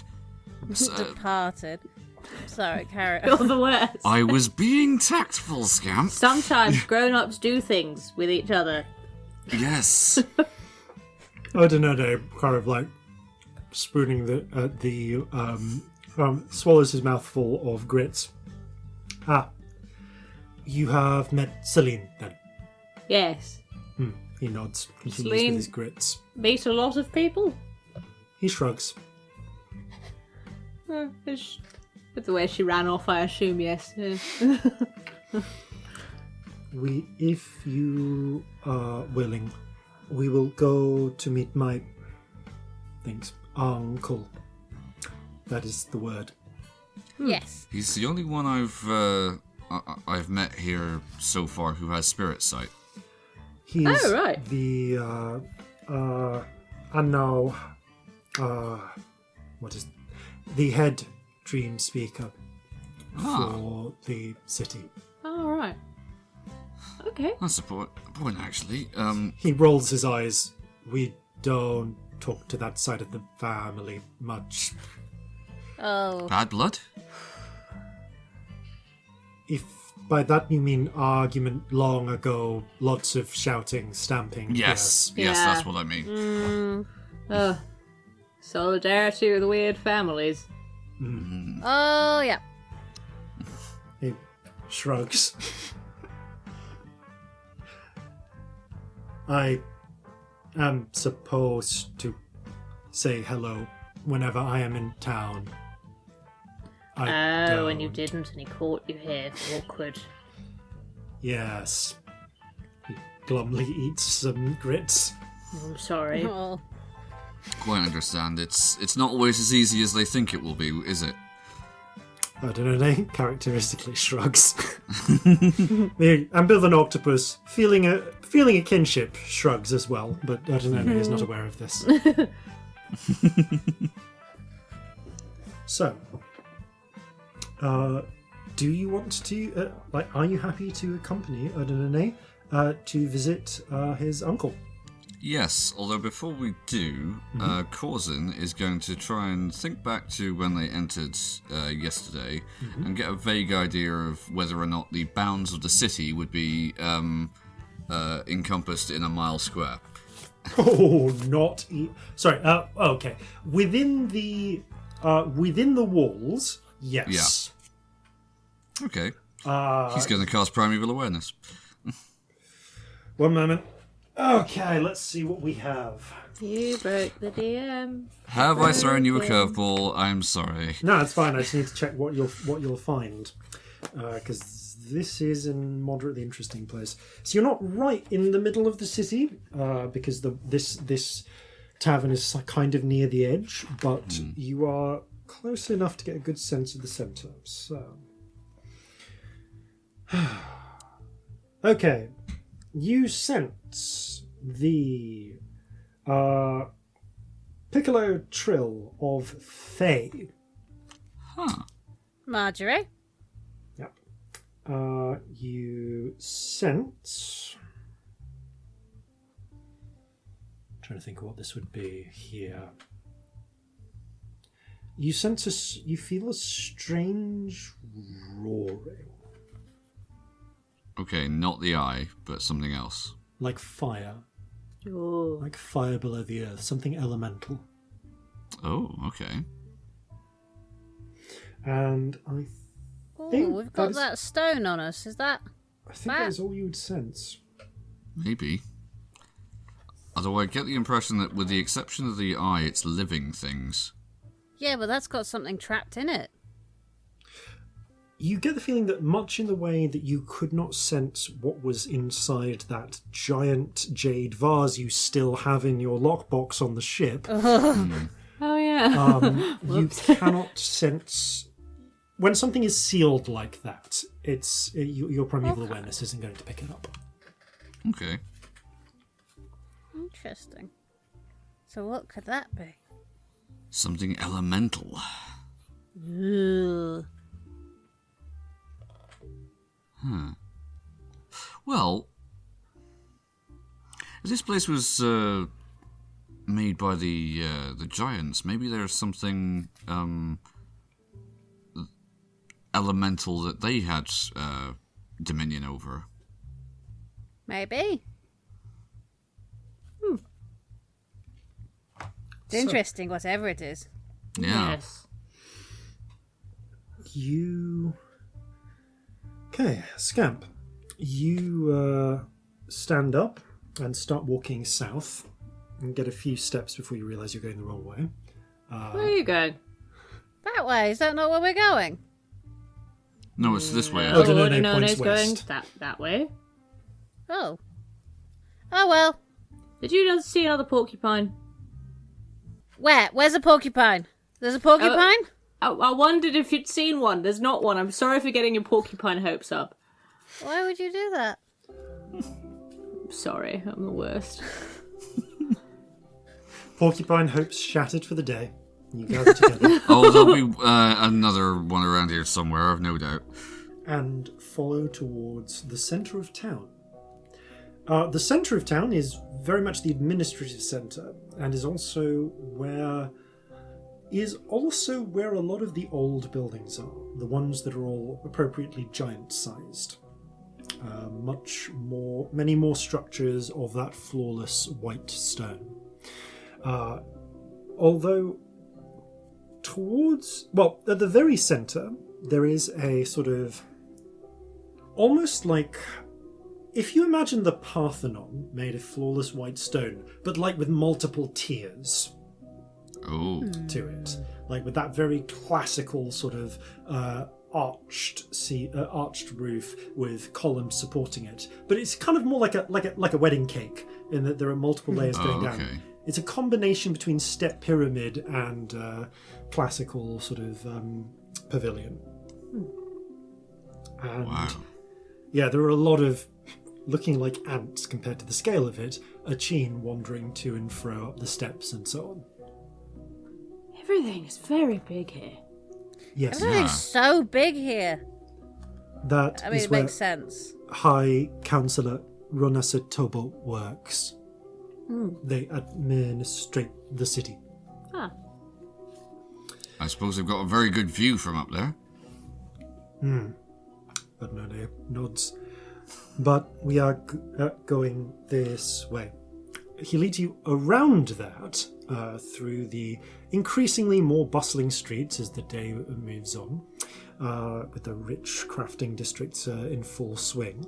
And you see behind that, there is something you've seen before in the smaller city, the smaller town you passed. It is a building built not unlike the Achene style, entirely out of wood that seems to have been grown into that shape. And there's something of almost like a conical sort of cathedral to it. Oh. It's like you took that sort of beehive-like basic design, widened it out, built another one on top of that, another one on top of that, and crested it in a tall spire at the top. And then put a bunch of windows in and filled them with glass. What's that building? That is the Dream Tower. It is where the dream speakers convene. Ooh. It is not a temple in the way you would understand. It is more like an administrative hub. Huh. Are there spirits going around it? There are, again, slightly more than the rest of the city, but not as many as but not the nexus you would see at a temple or a church back in Jova, or even even in Newmark. The churches in Newmark. I love that there aren't churches here.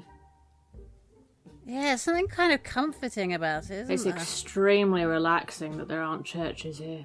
I fucking hate churches. Well, we were hearing last night, actually. It's not how they do things here.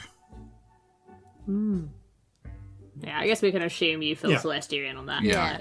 Yeah, so that the listeners aren't. Yeah, you fill them in. choice. You fill Celestial. Yeah, that's all I was going to say at this Yeah. juncture, but yeah. Yeah. Yep. No, totally, but like, we're walking somewhere. You don't actually head to the Dream Spire itself, though. You head to one of the white stone buildings nearby. One again built kind of like a villa, and it's got like it actually has like a first story garden, like on top of it with like lawn and various and like herb bushes and so on growing around it. There's clearly some method for getting water up there beyond just rain. But as you make your way there, you are actually greeted by, and as far as you can tell, a servant. It's a fairly simply dressed Achim with pale white skin and hair who speaks rapidly to Odinone and shows you in, bringing you, gesturing you towards essentially like a small receiving room. There is a wide bench with a bit of cushioning on it and a small table. And the presumably servant brings out a wooden tray with several wooden cups on it, filled with a dark, fragrant liquid. It's coffee. A local blend? These Odinone takes it, sniffs it, sips it. It is imported from, I think they grow it in he snaps his fingers, West Sander, where Feroz has made its cities.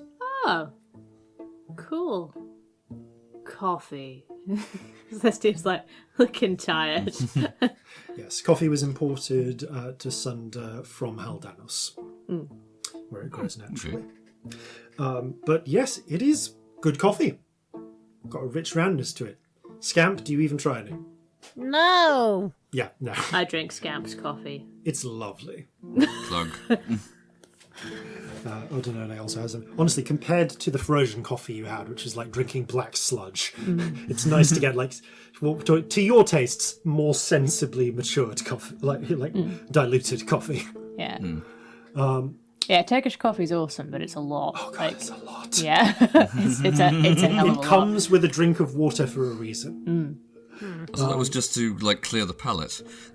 No, it's And like the coffee. thick. Like it's like thick coffee. It's amazing, but it's whoa. you need the water with it, otherwise it just like dries out your whole yeah. head. You're like a coffee raisin. Yeah, it's awesome, but like it's Speaking of it's which, hard to drink. of raisins, there is also a small bowl of those small dried fruits. After Corzin will pick at it slightly. Jeffrey already has like several stuffed into his mouth. Jeffrey, there's one up your nose. Don't put them there. Kind of reaches in. We picks don't his know how nose and polite we stuffs need into to his be. mouth. Oh, thank God he ate it. I thought he was going to put it back in the thing. Like, Yeah, me really. too. Yeah. Jeffrey looks at the bowl as if contemplating whether to put something else in to try and hide the fact. No. Okay. It's alright, you can do it in my bag if you need to. Jeffrey climbs into your bag. I'll deal with it later. It's going to happen anyway. Yeah. Celestia's looking Most likely. marginally more alive after 2 coffees. A little bit. Celestia's not a morning person, No, she sucks in the morning. especially in the bright light of day. Yeah, when she's not slept much. Yeah. However, the servant, after about 10 minutes, comes in and with a short word of gestures for you to follow up some stairs and some more stairs and a third flight of stairs. Are they like These are- big, wide stairs? Yeah, these are this house was built for giants, so this is Okay. actually quite a bit of a climb. For Corzin, yes. Yeah. The steps are actually interestingly built. They are designed so that there is like one long wide step and then one short step.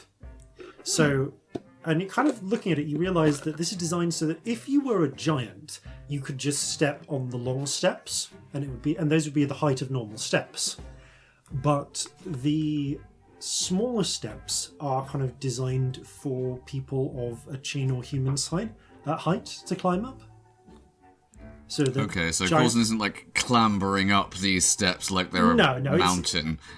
It's about as slightly annoying as climbing up steps that have been sized for humans. Okay, yeah, he'd be used to that. Yeah, you're used to it. It's a pain. Like, you miss properly sized steps like you get, back in the old country, but... but you manage. You make your way up to that roof garden, actually, where a table has been set out of, again, smooth, grown-looking wood, and some chairs. And you can see that sat in a white robe, which is honestly probably a dressing gown, with some repeating patterns at the hems, is the older-looking Achene Telesinero. He stands as you approach and makes the Achene greeting gesture. He goes, "Good morning." Pauses. Oh, Celestia Stardust. Nice to meet you. Don't think we met last night. No. I was elsewhere. He looks up at the Rainbow Spirit. But we have. I am now Telesinero. Hello. Please sit. He gestures to the chairs. Thank you. Corzin would. There is a sort of jug there's a clay jug in the centre with water and some little tumblers as well.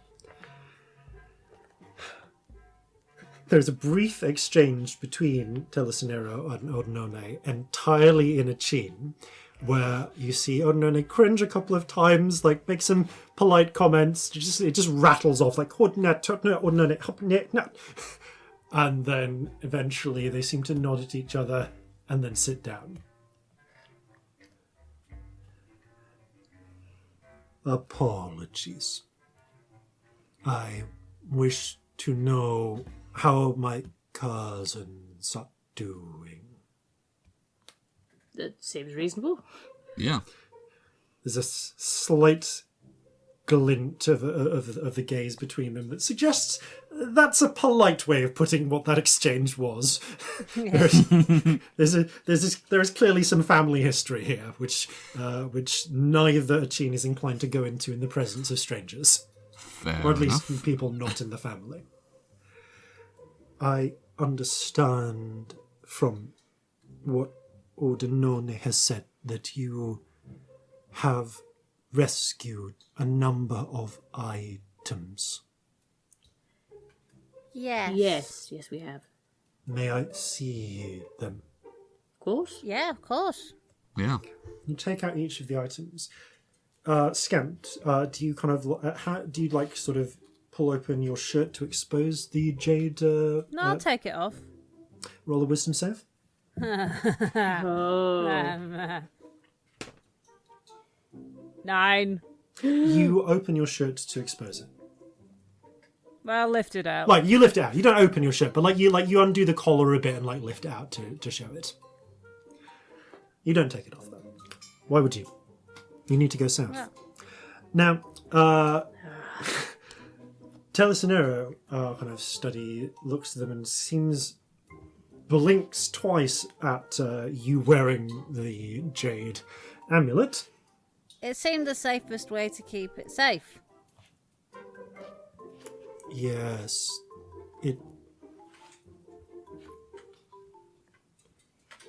How are you? I'm fine. It was really useful for opening a door before, so, You have good to keep it with us. not experienced any strange effects? Itching. I mean, it's hard to tell, honestly. Itching, burning, fevers. Would that be a normal thing that would happen? Yes, it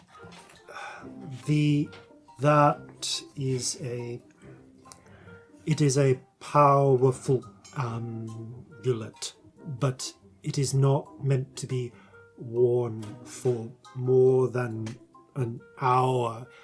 Within an hour, most who wear it begin to suffer extreme pain.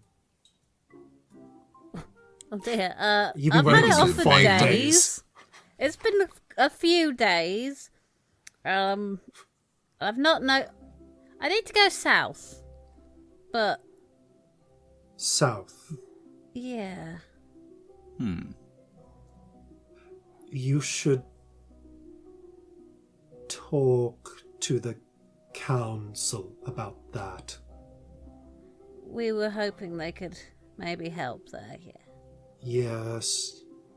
Perhaps they can help you. He's a little concerned and a little mystified. Oh, I'm used to that.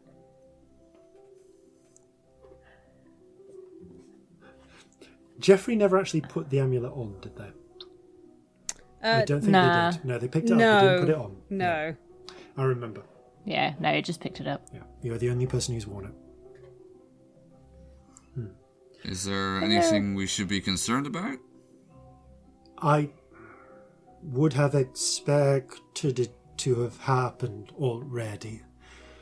The histories say that when that is worn, it will allow one to open any door, but it is painful to wear. Oh. Maybe it's a... Was it like painful a for- passing Sorry. down. And maybe someone got confused over time and it just meant something else. We keep a record of when it is used. Maybe it's only painful for some people. Yeah, Possibly. maybe it's a tiefling thing. Maybe. Ah, that is what you are, is it? Yes. He nods as if this makes sense. I have not met a tiefling before. Well, it's very nice to meet you. It is good to meet you. He frowns a little.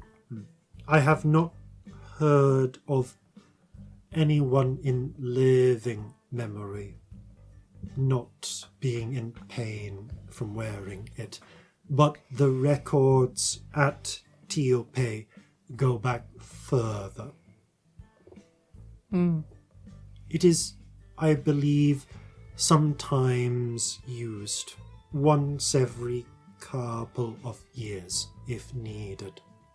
What about the giants, the cloud walkers? Did they use it? Of course. Did it hurt them? He shrugs. Why would it? It is theirs. Oh. Fair. He does a sort of like little sort of it's sort of like between a laugh and a cough that's very like quite rapid.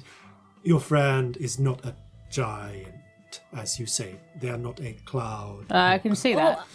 I was really big for a bit once. You were really Twice, big, but not couple of giant times. big. That's true, although that was definitely magic. Yeah. It was cool though. Yeah. Yes, and useful. Very. Well,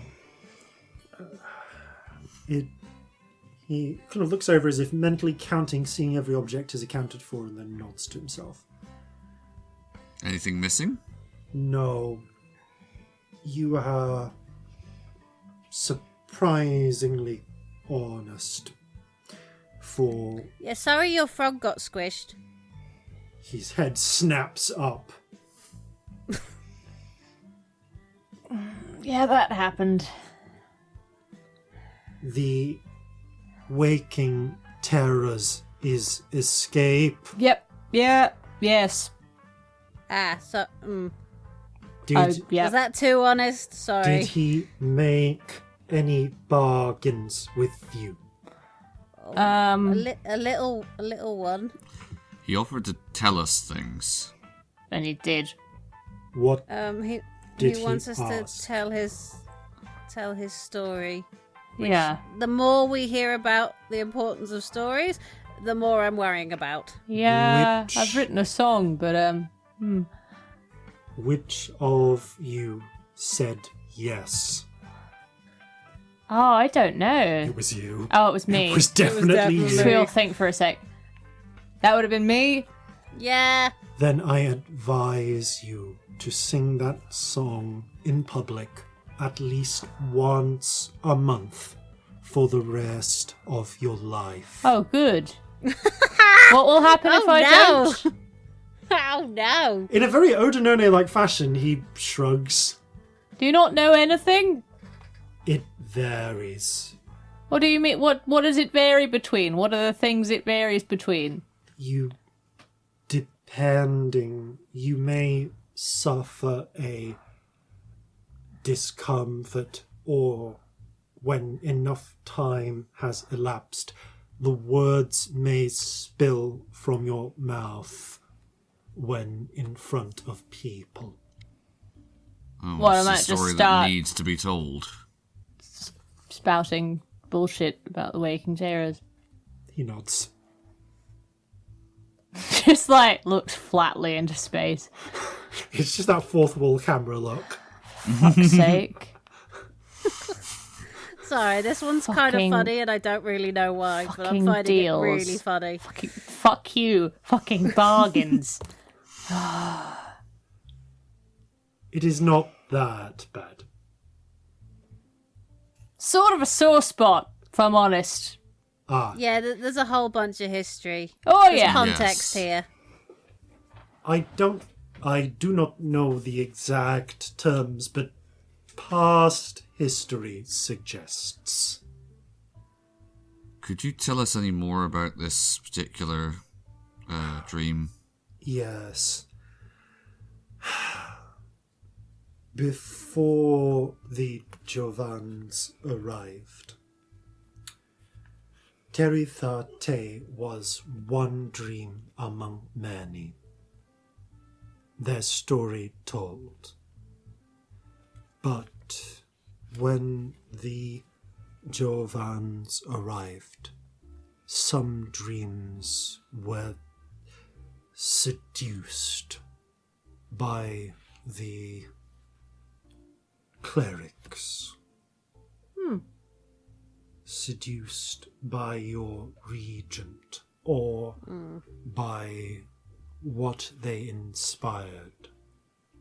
They sought to be gods. Terithate was among them. Well, they were fucking terrifying. It was the worst. Yes. I had an actual heart attack. For 60 years, they brought terror and reaped the benefits until the Anwa of our nation were able to seal him. He In reflects. an amphibian? He shrugs a little. It is a form that could contain him without giving him more power. Didn't feel very contained. It was. Wow, we fucked up. Can frogs dream? Perhaps not. It has been That's sad. 200 or more years since Terithate had a church, a worshippers. Few remember them. Huh. Oh, was this a dream that thought itself a god Yes. and tried to become one? Am I going to make it worse if I tell that story?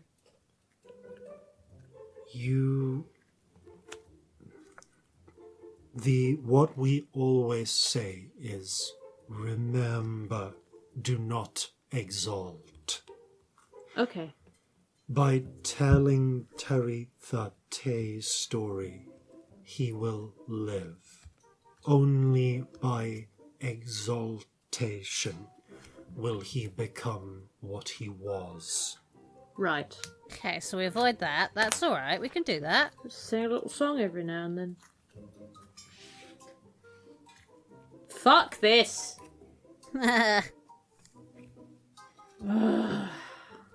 Not what we signed up for.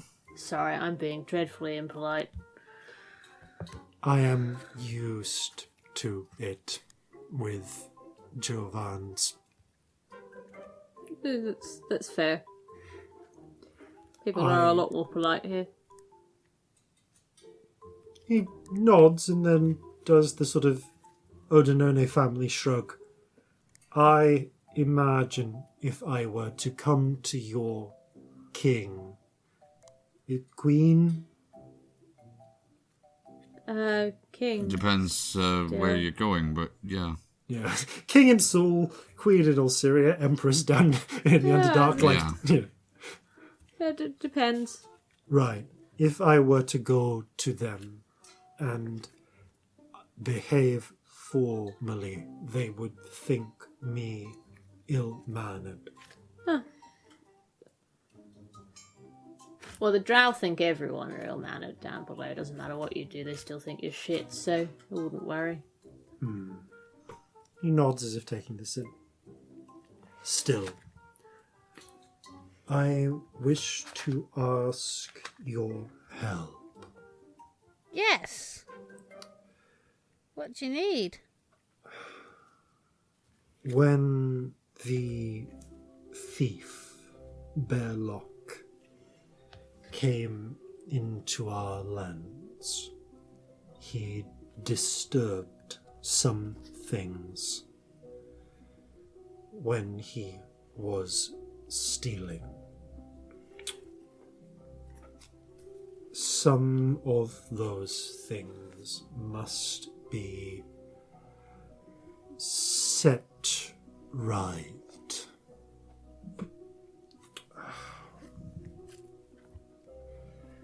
I think for a moment. There are some secrets kept by the dream speakers, which are kept for their danger. Huh. One of them is of a place not far from here, around 10 miles, or an hour on the Phantom Horses. It was a hidden place. Long ago, in their wars, when they claimed these lands, the Cloud Walkers sealed things there. Old enemies of the Archin. Okay. They are dangerous, deadly to Archin specifically. And while I was preparing to send some to try and reseal this, if a chance exists to do this without risking my dream speakers, I would. There is a right I will provide you with the knowing. It needs two like you, gestures to Corzin, to Celestia, Right. to enact it. I believe you would be at less risk. Then an Achin. He nods. But I ask this because you have shown your skill. that sounds like a thing we could Yeah, we help could with. do and look at the other that. two. Yes, so thank you for believing in us. In return, I would offer you my favor, where my word carries weight, and also these. He gestures. The servant comes over with a small, looks to be like a maybe cherry, a wood box, lovingly polished. Opens it. It's full of sapphires. Oh, wow. That's a lot of sapphires. Can Coulson do a quick appraisal? Yep. Give me an intelligence check. And I have a crack as well. Yeah. So I'm Intelligence, from a that's rich 18. family, I might know that. Yep. Yes, you absolutely might. 19. Yeah. Looks like between 3,000 to 4,000 gold's worth of sapphires. Oh, wow. Boy. Which also probably indicates how dangerous he thinks this is. She kind of like looks down at the sapphires, looks up at him. This is quite a scary place you're sending us into, isn't it? Yes. What sort of scary? What are we talking? What do we need to be prepared with?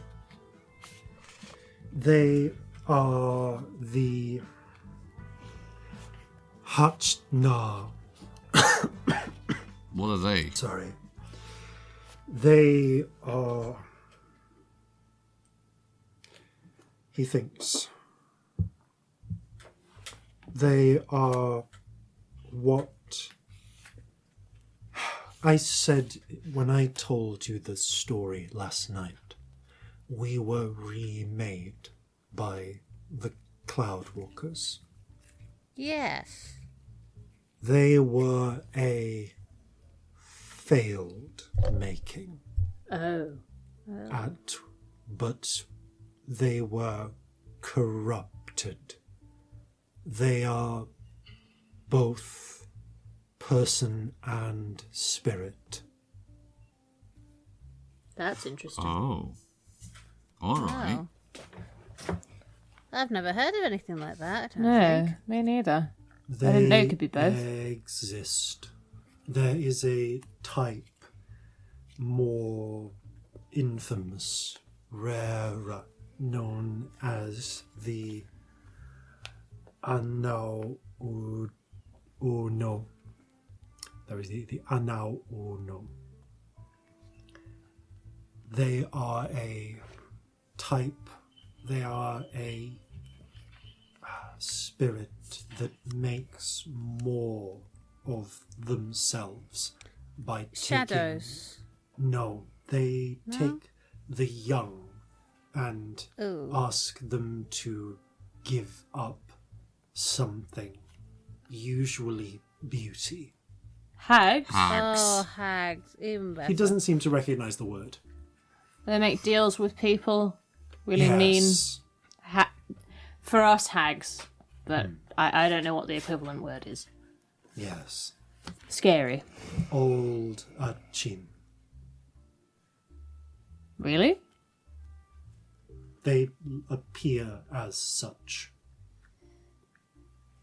Is it a hag cave? Is it full of hags? No, that is the Anao no. Good. These- Not sure that's enough sapphires if it's a cave full of hags, to be honest. That would take a lot of sapphires. Yeah. No, these are the Hachna. They are different, but still Okay.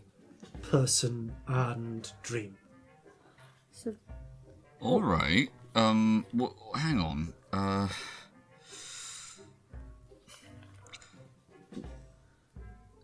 they can enter people's dreams, or they directly you would say spirit.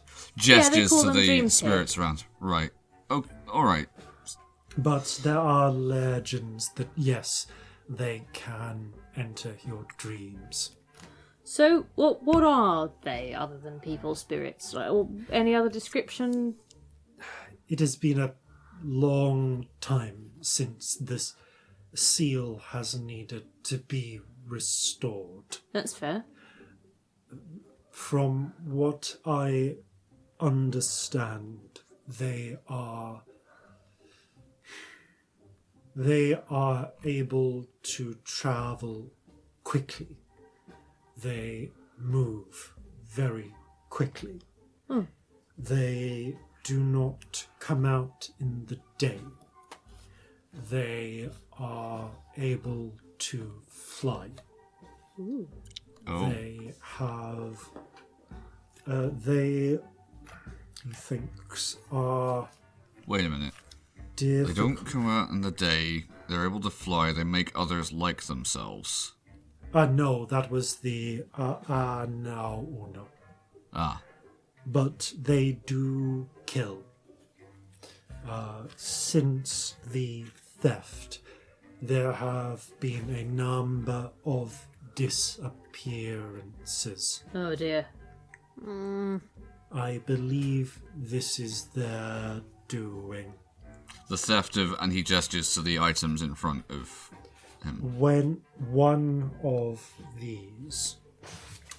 One moment, I'm just going to tell you which one it was. Yep. He points to Inarani's half. Was situated in a sanctuary built over the seal. Oh.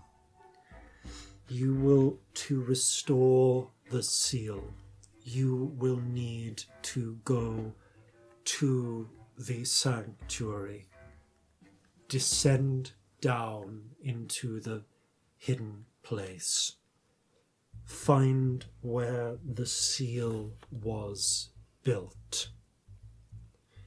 He gestures around him at the white stone. Just the architecture. You will recognize it. Similar to this, then. All right. And he gesturing to the servant who brings round what appears to be it's a paper scroll, actually, bound up in a little horn case. He unravels it, and you can see written in a curious wavy script that Odinone points out easily to you is a chin. Panukia chin. There are apparently the instructions for a particular rite. A way of calling your spirits to assist in repairing the seal. There is also a particular diagram of a complex glyph in, again, that sort of giant style language or glyph arrangement. When you find this, you will need to do the rite there. Can you teach us to do the right? Yes, it will take an hour now. Okay. I have cleared time for this. Okay. Once you are there, the rite will take 60 seconds to enact.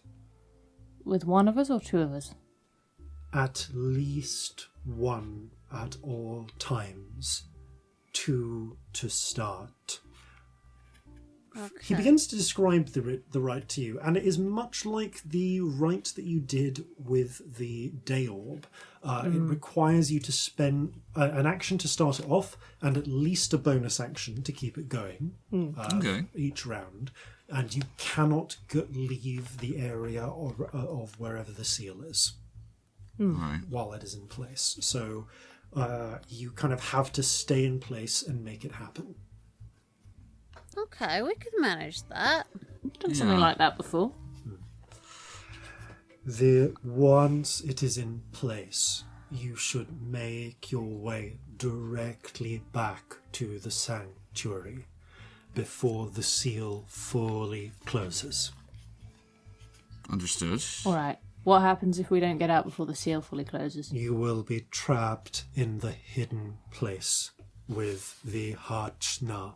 Oh dear. Okay, let's How not many of let's these- not do that. Hachna do you think are going to be there? I do not know. Possibly all of them. How many is all of them? All that were made. So lots. He looks as if he genuinely has no idea. Any ideas on forms of magic to be aware of? I think there were. It is said that they can talk to you and snare your mind, make good. you fight for them. Ooh, Alright, so they familiar.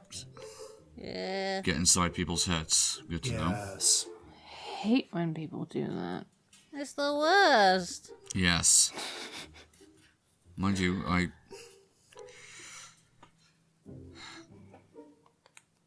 think if we're forewarned, we may be able to come up with some potential counters to that. Maybe. Or maybe just be prepared. He thinks for a moment. Like he's kind of scraping the barrel of what he's recently learned, or relearned from studying this matter. That is all I can recall. That's fair enough. I ask you to keep this matter a secret. It is important for the dream speakers to know. It is a needless worry. For everyone else. I think I understand, yes. Yes. Don't want to cause mass panic. Yes. No, that's fair. That makes sense. Yeah. It's quite Concern scary. for your people, obviously.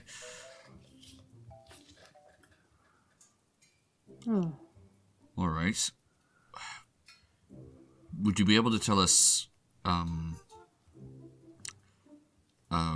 where precisely this place is? Yes. I will point to it on a map. And there is a map already brought of the immediate area, and he is able to point to the exact location. And I guess tells us Right. how to do the right and stuff. Yeah. In fact, Odinone has seen the sanctuary before and knows where to take you. Oh, so you've been there? I have not been into the sanctuary, but I know where that building is. Alright, that's a start. That's helpful. Alright. Have you ever fought what these things are before?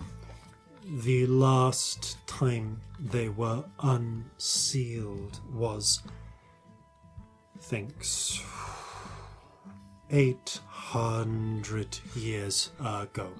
Oh, wow, alright. So, yeah, that's... no. No. Okay. Fair enough. Fair enough. Scamp, what were you going to ask? I was just, since we're being friendly and keeping each other's secrets, have you ever seen anything that looks like this? And I'm gonna get the sketch of one of the teleportation circles out. Ooh. Ooh, let's roll a knowledge check for him. Okay. Ooh, yeah. Good, Telesinero studies it. good thought. Yes. I have not seen this myself, but I have seen a drawing of one. One moment. He takes a moment to pore over the map that has been brought out. He takes a minute to look at his DM notes. Yes. Yeah. And begins sort of running a finger down it. So if you still have the maps I sent you, if you go to You sent that last week on I sent chat, that and we last talk week. on chat all the time. this is true. I have unfortunately I have changed computers since then, so it's actually That's quite hard for me okay. to send that to Just you. tell us where it Is it is. the map of It's Sunder? probably- Yes, yeah. The map of Sunday. Oh, I can send that to you now if Please that's do. helpful. Please do. Right, one moment. You put it on the cool Flintlocks chat, and we send each other pictures of baking all the time. Yeah. Oh, This I is didn't a send you a picture of my fair- oat biscuits. I'll do that later. Oh, please do. It's a I'd thing. like to see them. Baking and memes and random animals that we see. It could be covered by any number of things on that chat. Yes, there is much that happens on that chat. Okay. Good hair days. Tell you me know. once you've got that sent. It is sending briefly. One moment. Thank you, There Sam. we go. Thank you. Okay, so he points to Inyan, where you are now, and draws a line more or less directly south into the forests, north of the edge of the Skyclaws, the mountain range depicted on your map. Nice name. I can't read any of this. Oh, wrong one. It's the dark blue one on the river in the upper right corner. Hooray! Thank you. Yes. So, yes, on that map, Sheen settlements are marked in diamonds rather than circles. Yeah. So, yes, he draws a finger south from Inyan, deep into what None informs you sorry, I said that wrong before, Panukan forests. Mm-hmm. Around here, kind of points vaguely in the middle, there is an old cloud walker settlement. It was long ruined, but I have seen pictures of it from those who have gone there, and there was such a thing. Well, if it's anything like this place, it's not going to be easy to miss. That's not the same place as this amulet pendant thing wants me to go, is it? That... Wait, wants you to go? Yeah, it wants to go south.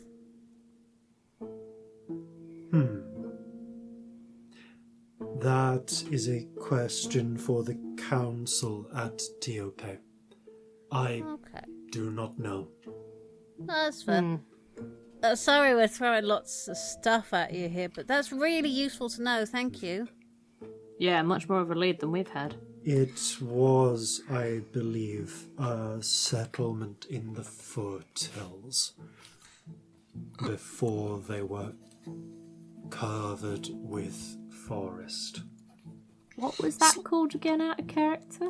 So it's somewhere in the Panukan forest, north of the northernmost tip of the Skyclaws. Oh yeah, I can see the mountains. Yeah, okay. Of North Bit Skyfalls. I'll know what that means. Excellent. North of the Skyclaws, the very, very edge of tip of them. He shrugs apologetically. I cannot give you a more accurate. Oh, no. That's really helpful. It's Do you much know what more they of a were start for? than we had. Do not worry. Do you know anything about them? What they were for, or how they work?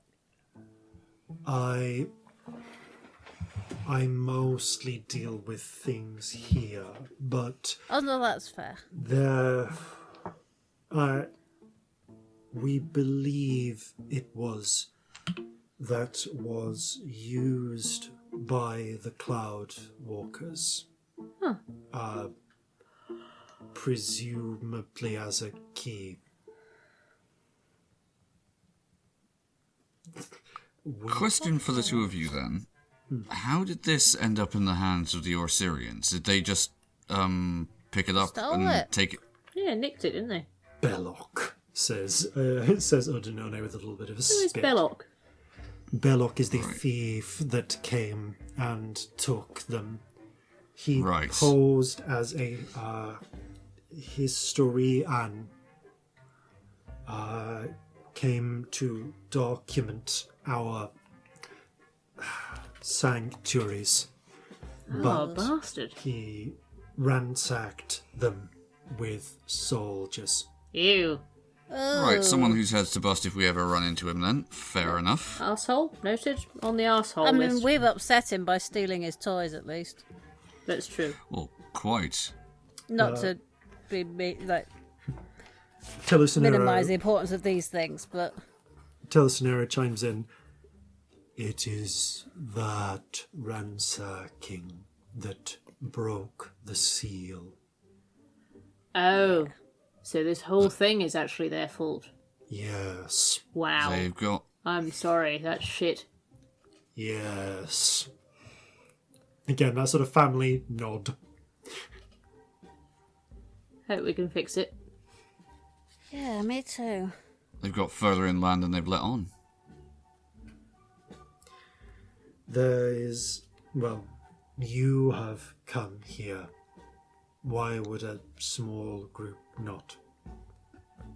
Well, that's a fair point. But They did not come to conquer. They came to rob. Ah. unfortunately, in my experience, robbing's what you do when you can't conquer. At least not immediately. However, that is all I know. Are you willing to do this? Yes. Yes. Yes. Not to speak for the others, but yeah. Very well. And Telesinero teaches you how to do the rite. It is a very specific ritual that is designed to seal this one particular type of seal. If you ever encounter this type of seal again, you can use it again. Yay. Oh, that's cool. You can also Probably use quite it. niche though. You can also use it to break this kind of seal in case you want to release terrible horrors upon the world. Hey, you might. The fancy might take you at some point. Yeah. Who knows? Yeah, you can do it in reverse to just destroy one of these seals. Jokes. Pass on that. That's such a thing that we would do, obviously. Yeah, so I guess everyone. So both of you can add to your sort of spells the ritual only spell, Panuki Unsealing Rite. Okay. Or Panuki Sealing Rite. Sorry, it's the Panuki Sealing Rite. You can reverse it to the Unsealing Rite. That's interesting. Panuki, top of the room, right? Okay. Yeah. But Add in other proficiencies. That feels like a good Yes. place for it to go. yes, don't unseal unless you particularly want to release Hushna onto the world. That's ridiculous, but fancying whenever that anyone currently. says ceiling in this sense, I can't see it spelled any other way than like the ceiling on a room. Yeah. And my brain, and I know it isn't that the same word, but my brain just decides it is every time someone uses it. It's very strange. Dyslexic. I fully understand. In the same way the word seal on its own is always an aquatic creature. Yeah, Yeah. that was a terrible seal noise from my part there. Sorry. It was a small dog. It was kind of a small dog. I enjoyed it. Arf, arf, rather than I can't do seal noises, but I like them. But you can do Yes. so many other animal noises that you definitely still win. So, with that in mind, with Odinone as your guide, Odinone, by the way, as you kind of gather up your things, preparing to leave, has a slightly awkward pause. I do not wish to appear cowardly, but You are risk to- particularly in danger, you know. The risk to a scene is much worse. You definitely You're shouldn't not come. coming. thank you. No, that would just be stupid. That's not cowardly at all. That's just sensible. You see, Odinone look relieved. Yeah, you still willing to help us get to the other city afterwards, Yes. though? Provided we don't, die in a horrible bloody mess or anything. Please Always don't. possible.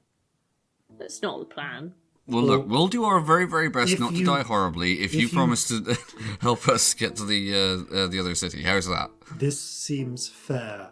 Maybe leave the other items with me. Yeah. Yeah. Fair enough. What about this necklace one? Can I hold on to that? Given I'm reasonably sure that if I wear it, I will be in horrible pain. Yes. Okay. Okay. I just think it might be useful as all. It's very good at opening things. Which is the opposite of what we want to do. It We is. want to do literally the opposite of that, but you never know. There could be other This is true. obstacles between So- here and there, is what I'm saying. You presumably saddle up so that you get this whole 10-mile journey over in an hour. Yes. Yes. And Porcupines. No, come on, think it through. What?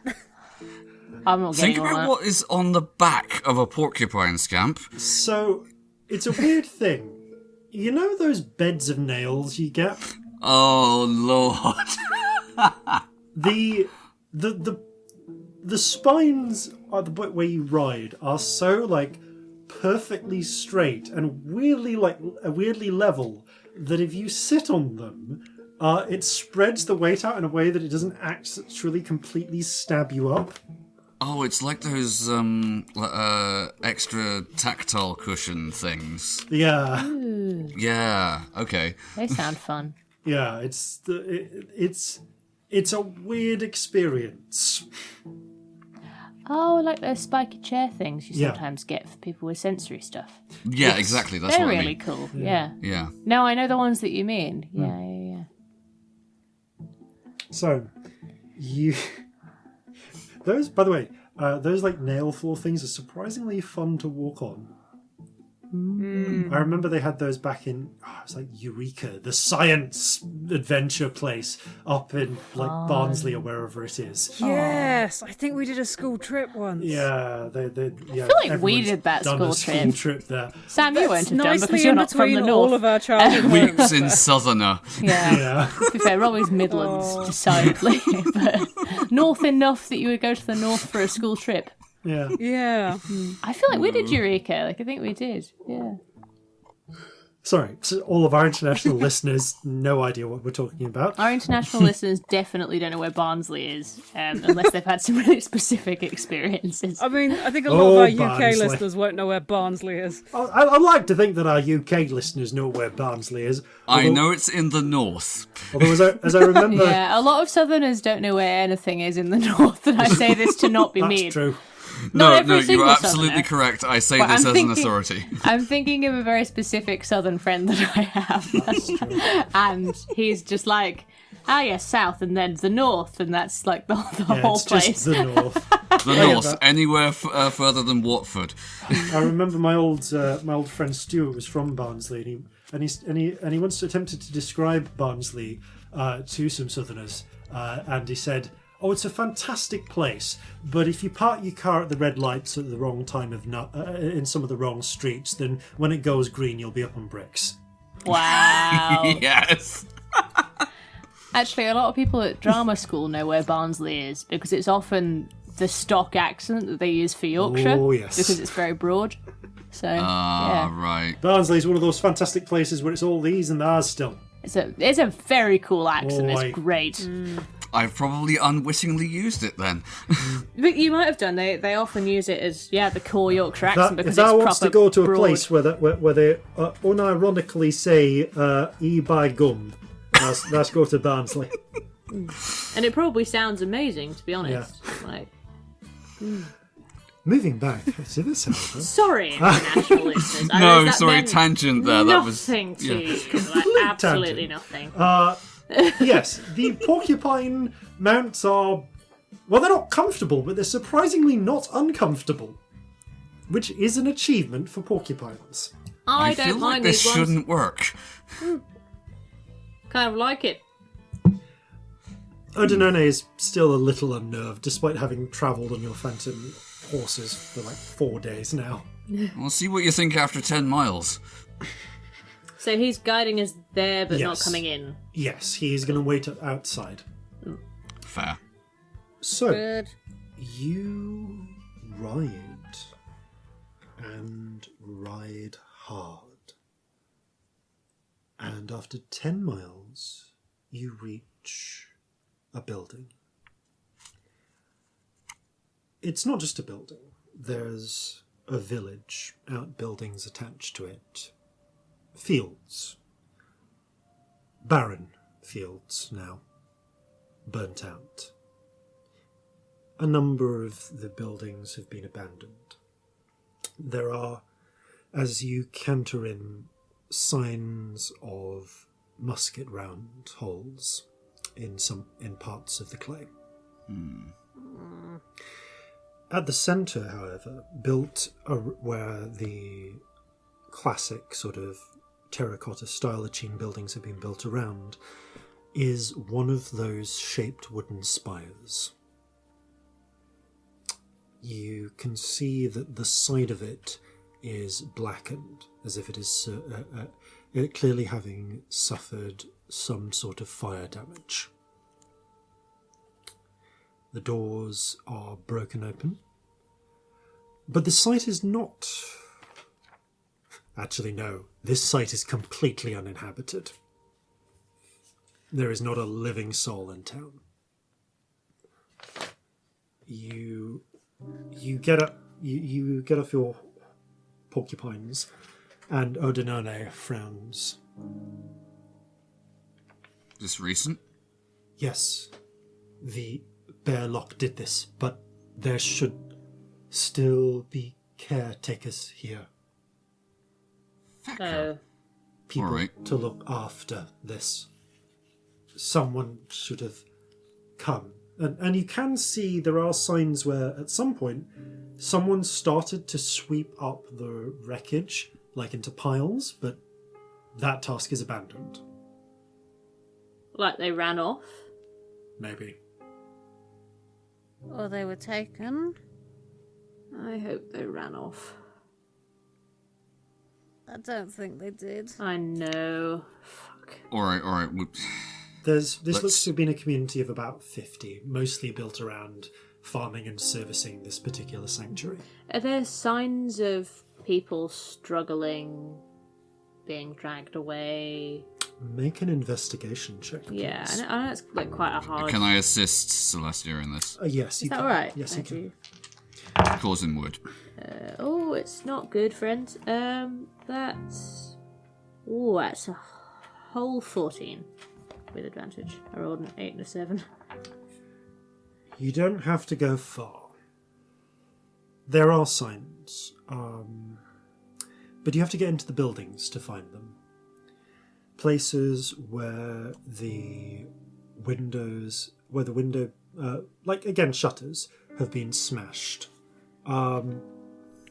Many places where they have not been.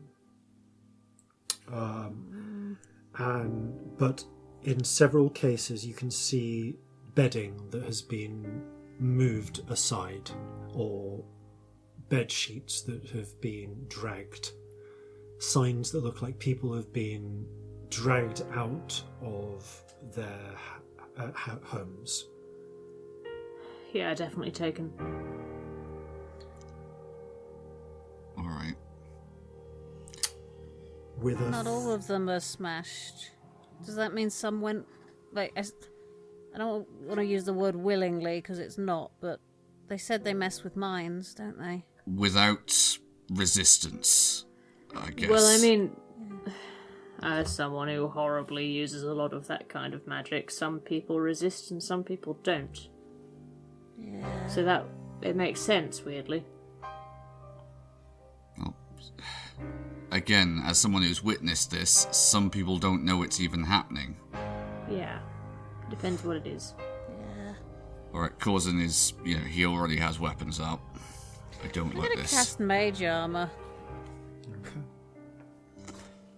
Alright. Can I run Let's- a quick detect thoughts? And Yes. just let's make wander about and see if I hear absolutely anything. certain there's nobody left here before we go Yeah. any further. You focus, spreading out. The only minds you can detect that are intelligent enough to register are yours. Yours, Corzin's, Scamp's, and Odinone's. You don't register the Porcupines because they don't have They're minds. not actually real. Yeah. Also, arguable whether they would be intelligent enough to show up anyway. Yeah, I don't really hear animals except Jeffrey, which is creepy, but Yes. yeah. Yes, you can actually sense both Jeffrey and Marjorie. Well, do you just hear, monkey noises? And friend, I'd imagine. You can't sense friend. Interesting. You've never been able to sense friend. Oh, okay, that's an interesting thing to establish. Friend seems to be hidden from your sight. As always, finger to temple, X-Men style. Mm-hmm. I don't hear anyone. Well, that's No comforting in thinking. one way, but also not in another. Yeah. It also means that it's probably not worth wasting loads of time looking for people here. I think we look for where they were No. taken. No, but all the same, if they were taken from here, it should be obvious where. Yeah. In there. In the building, I would have thought. Yeah. Should we go for it? Can I,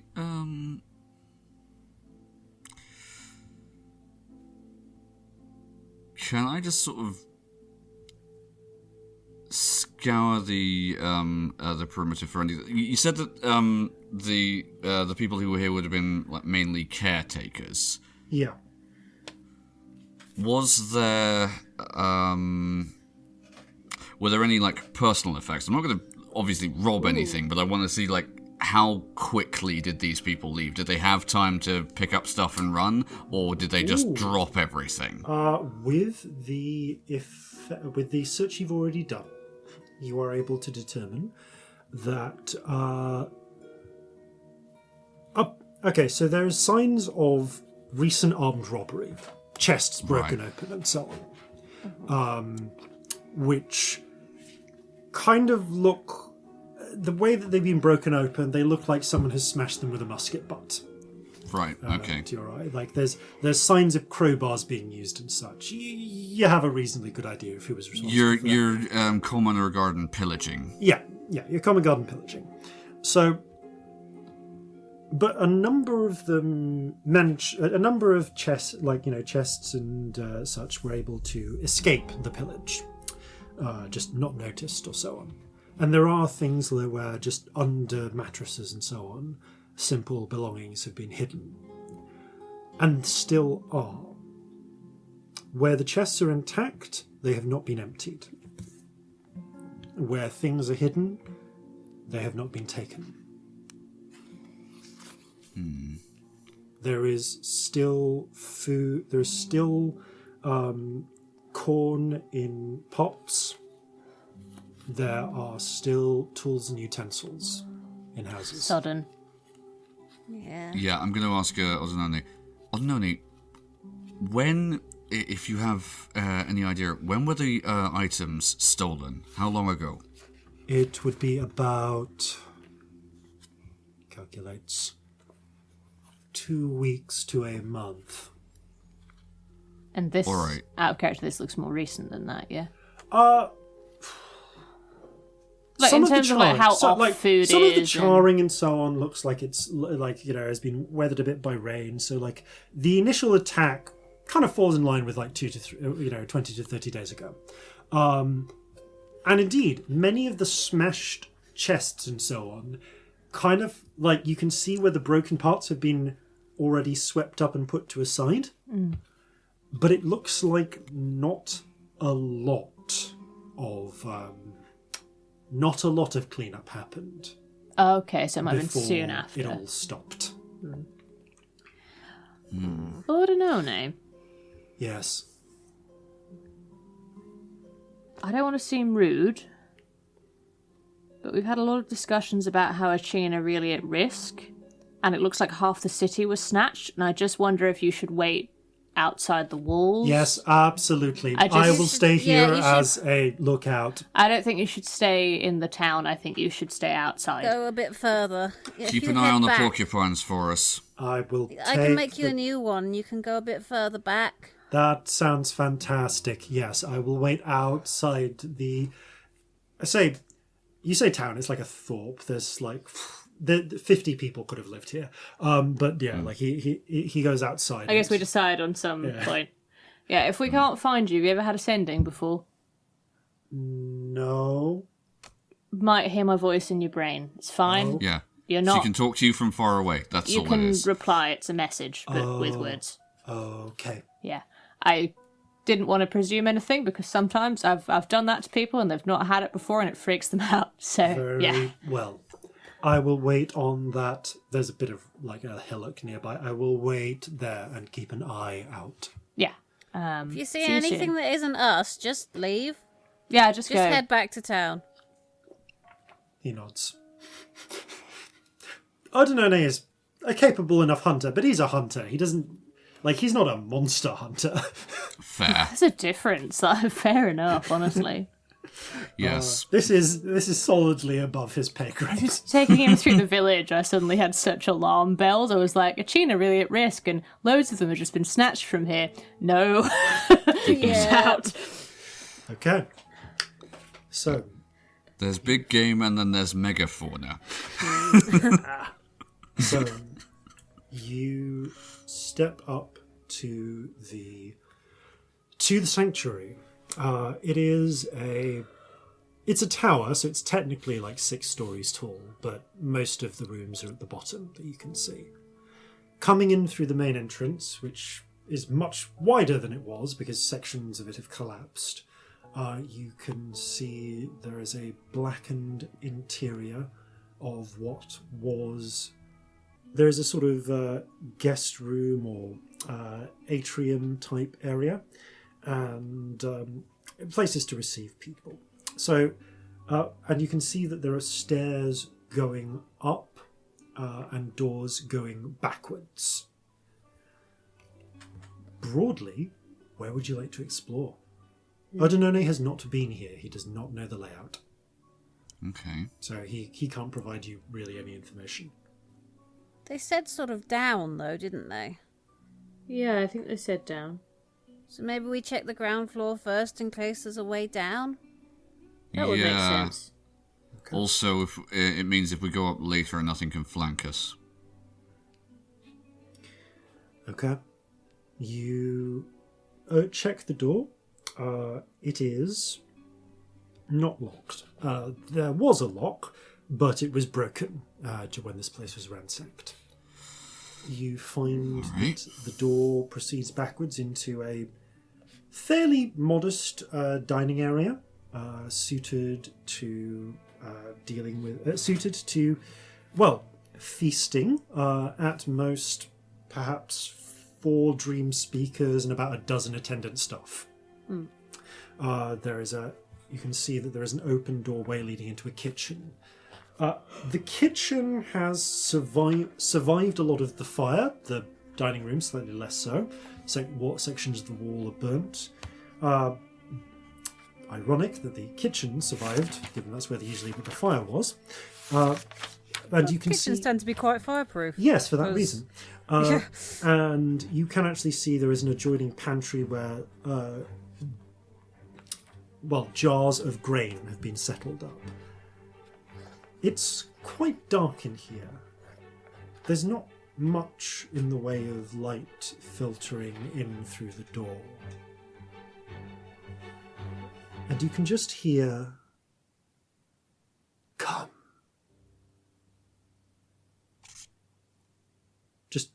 Just a voice at the back of your mind for a moment. What? Did everyone else hear that? Yep. Yes. Oh, hate this. Yeah, but I think we might be going the right direction. The name of the void is that? I'm gonna put some lights on. Anyone have any objections? No, please None. put on some lights. Dun, dun, dun, dun. 4 dancing lights. Okay, the room requires a purple glimmer to it. There is... So yeah, you're currently in the dining room, adjoining to the kitchen and the pantry.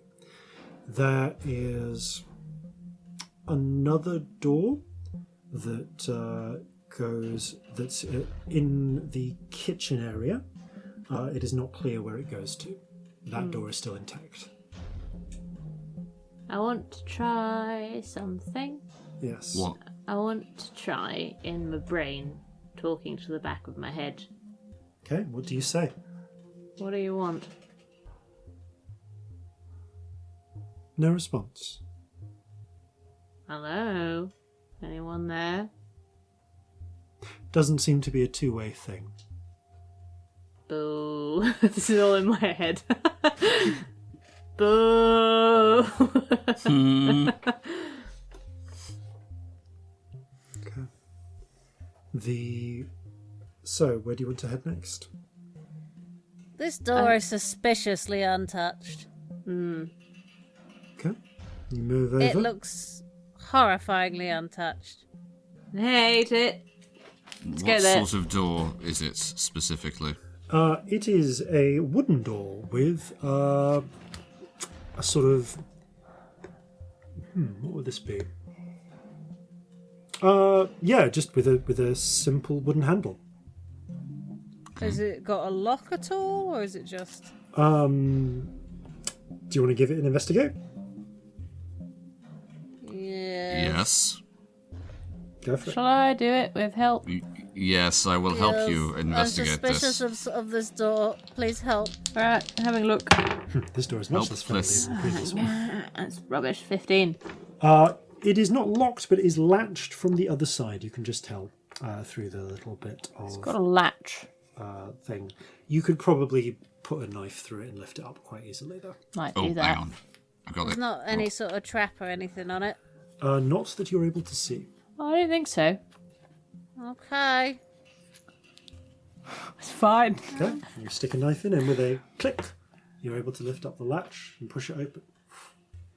It opens up into what appears to be, well, essentially a study, as far as you can tell. There are a number of basically pigeonholes for placing scrolls and such into, all of which appear to have been emptied out. There is actually cracking on the pigeonholes where someone has roughly absconded with their contents. But there is a simple desk and chair type arrangement inside, as well as a set of window shutters. Actually, no. These would be glass and... Sorry, this would be glass built into a grown wooden frame. Oh, very Although pretty. you cannot actually see out of it. It is smoky. Smoke and fire damage from the outside. Okay. So the area is still dim and ill lit from the inside, save Bring for the my purple lights lights. in. Yeah. There is another door that leads out a little bit further along. Guess we keep going. Yeah. Friend, Yes. did you hear that voice? What voice? There was a voice in our heads. No. I just wondered if it was in yours. No, I didn't hear anything. Okay. If you feel anything weird, will you let me know? Yes, of course. Thank you. Friend Hearing- didn't hear it. Hearing Scamp This is- say this out loud. Sorry, go on. I think when Scamp says that, I'm having a moment of paranoia. I'm just gonna try something. I'm gonna try walking back the other way and see if anything stops me. Okay, you walk back. Just like a bit. You not- walk backwards towards the kitchen, and as you get to the door, you step through. You are able to freely step back into the kitchen. You prop the door open with a loose bit of rubble. Yeah. Okay, no, that's fine. I just realised that since we all had the voice in our head that said come, none of us had tried to go back. Right, yeah, that's a really good thought. Yeah, good thought. It just occurred to me that we might not have noticed. No, we wouldn't have. Yeah. All right. Well, now we know that. That's good. comforting. Anyway, good. Sorry, what were you going to say, love? You said now that Scamp said it out Scamp loud. says that out loud. There is a distinct absence of spirits here, apart from the ones you brought with you. Corzin, Yeah. no spirit. Weird. No, and I'm wondering, like, this was... I know it's a bit different here, but this is, for all intents and purposes, a religious site. There should be.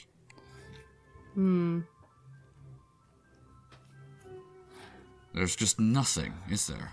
No, not Yeah, really there- seen anywhere like this since the forest. There were some out in the fields outside, but just nothing around here. None in this building. Maybe something scared them away. Well, that makes sense, but the question is what? Probably the thing that said come. Can I still feel Corzin the cocks one draw of his south? crystals. Am I still being pulled south? Oh yeah. Whereas you think Okay. that, you find yourself turning southwards. Okay, there's nothing interfering with that Yep. here. In a way, a relief. In a way, worrying. Oh, horrifying, yeah. It's fine. You'll get south eventually. Is this door in front of us similar to the one we've just come through? Yes, it is. In fact, there is also a latch on the far side of it. Alright. I'll cover you. Okay, you Who lift the latch up. latched it? The door, you pull the door open. Inside, you can see there is another deeper set of scroll cases. Not scroll, sort of scroll pigeonholes. These ones are this room, by the way, has no windows. It's all interior. So you're only lit by the purple lights. There is another door, actually almost a little bit built into the wall, and at the far end of this room there is a trapdoor. Creepy things are usually in trapdoors, aren't they? We Well, were told it if- was down. If the silken sail was anything to go by, That's what I always think of when I see trapdoors these days. It's grim. same, unfortunately. Alright, Suppose we better go for it. yep, Check it for traps first. Okay. yes, Roll an Yeah. investigation check. Can I have help? yes. Corzin absolutely would. Dirty 20. Sorry, I forgot how to add 6 to things. Okay. You It's a common thing. You discover around the exterior of this, in wavy Achene script, is what you recognize as some sort of magical trap. It has already been sprung. Oh, there was a trap here, but someone's got to it already. Oh, that's really reassuring. I feel really good about this whole thing now. Me too, I love it. Should we go quietly? Yes. Yes. Okay. You're going to pull open the trapdoor? Yeah. Okay. Quietly. You reach to pull open. There's a little bit of resistance. Peering, bringing the light close, you can see there is a latch on it from the inside. Oh, I hate that. Why I hate it. Are the latches a thing? Is there something weird about latches? No, there's just always been a latch on the inside. Every Yeah, step further. something went in and latched it behind it. Ah. That is in itself horrible. It is. You stick It's my also rapier in it and crack it. Easy enough to do. this all suggests that the further in we go, it's like every door or orifice like this we're passing is is a barricade of some kind. You have to use the word orifice. I know, I was going to say, please I w- never use the word orifice when you're trying to be sensible. You have flashbacks to your trip through the Dreamfold. I didn't think hole was any better. You said hole. Could we Right, please try to stay focused on the situation at hand? Oh, I was, and then you used the word orifice in a completely inappropriate context. It was amazing. It was a completely appropriate cause. Never mind. Oh, sorry, orifice means bum hole or other hole and nothing else. What's the other hole? I Never you fucking mind.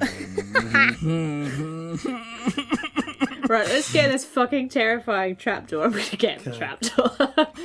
You pull open the trapdoor. There is a ladder that goes down into it's An essentially orifice. an orifice. There's a basement space beyond, which is lined in sandstone, actually, pressed against the walls to support it. But you can see in places there are what look like the roots of trees that fold into the stone, holding it in place almost. Part They of look the stone healthy? structure. They look just like old roots. Yeah. They're not rotten or anything.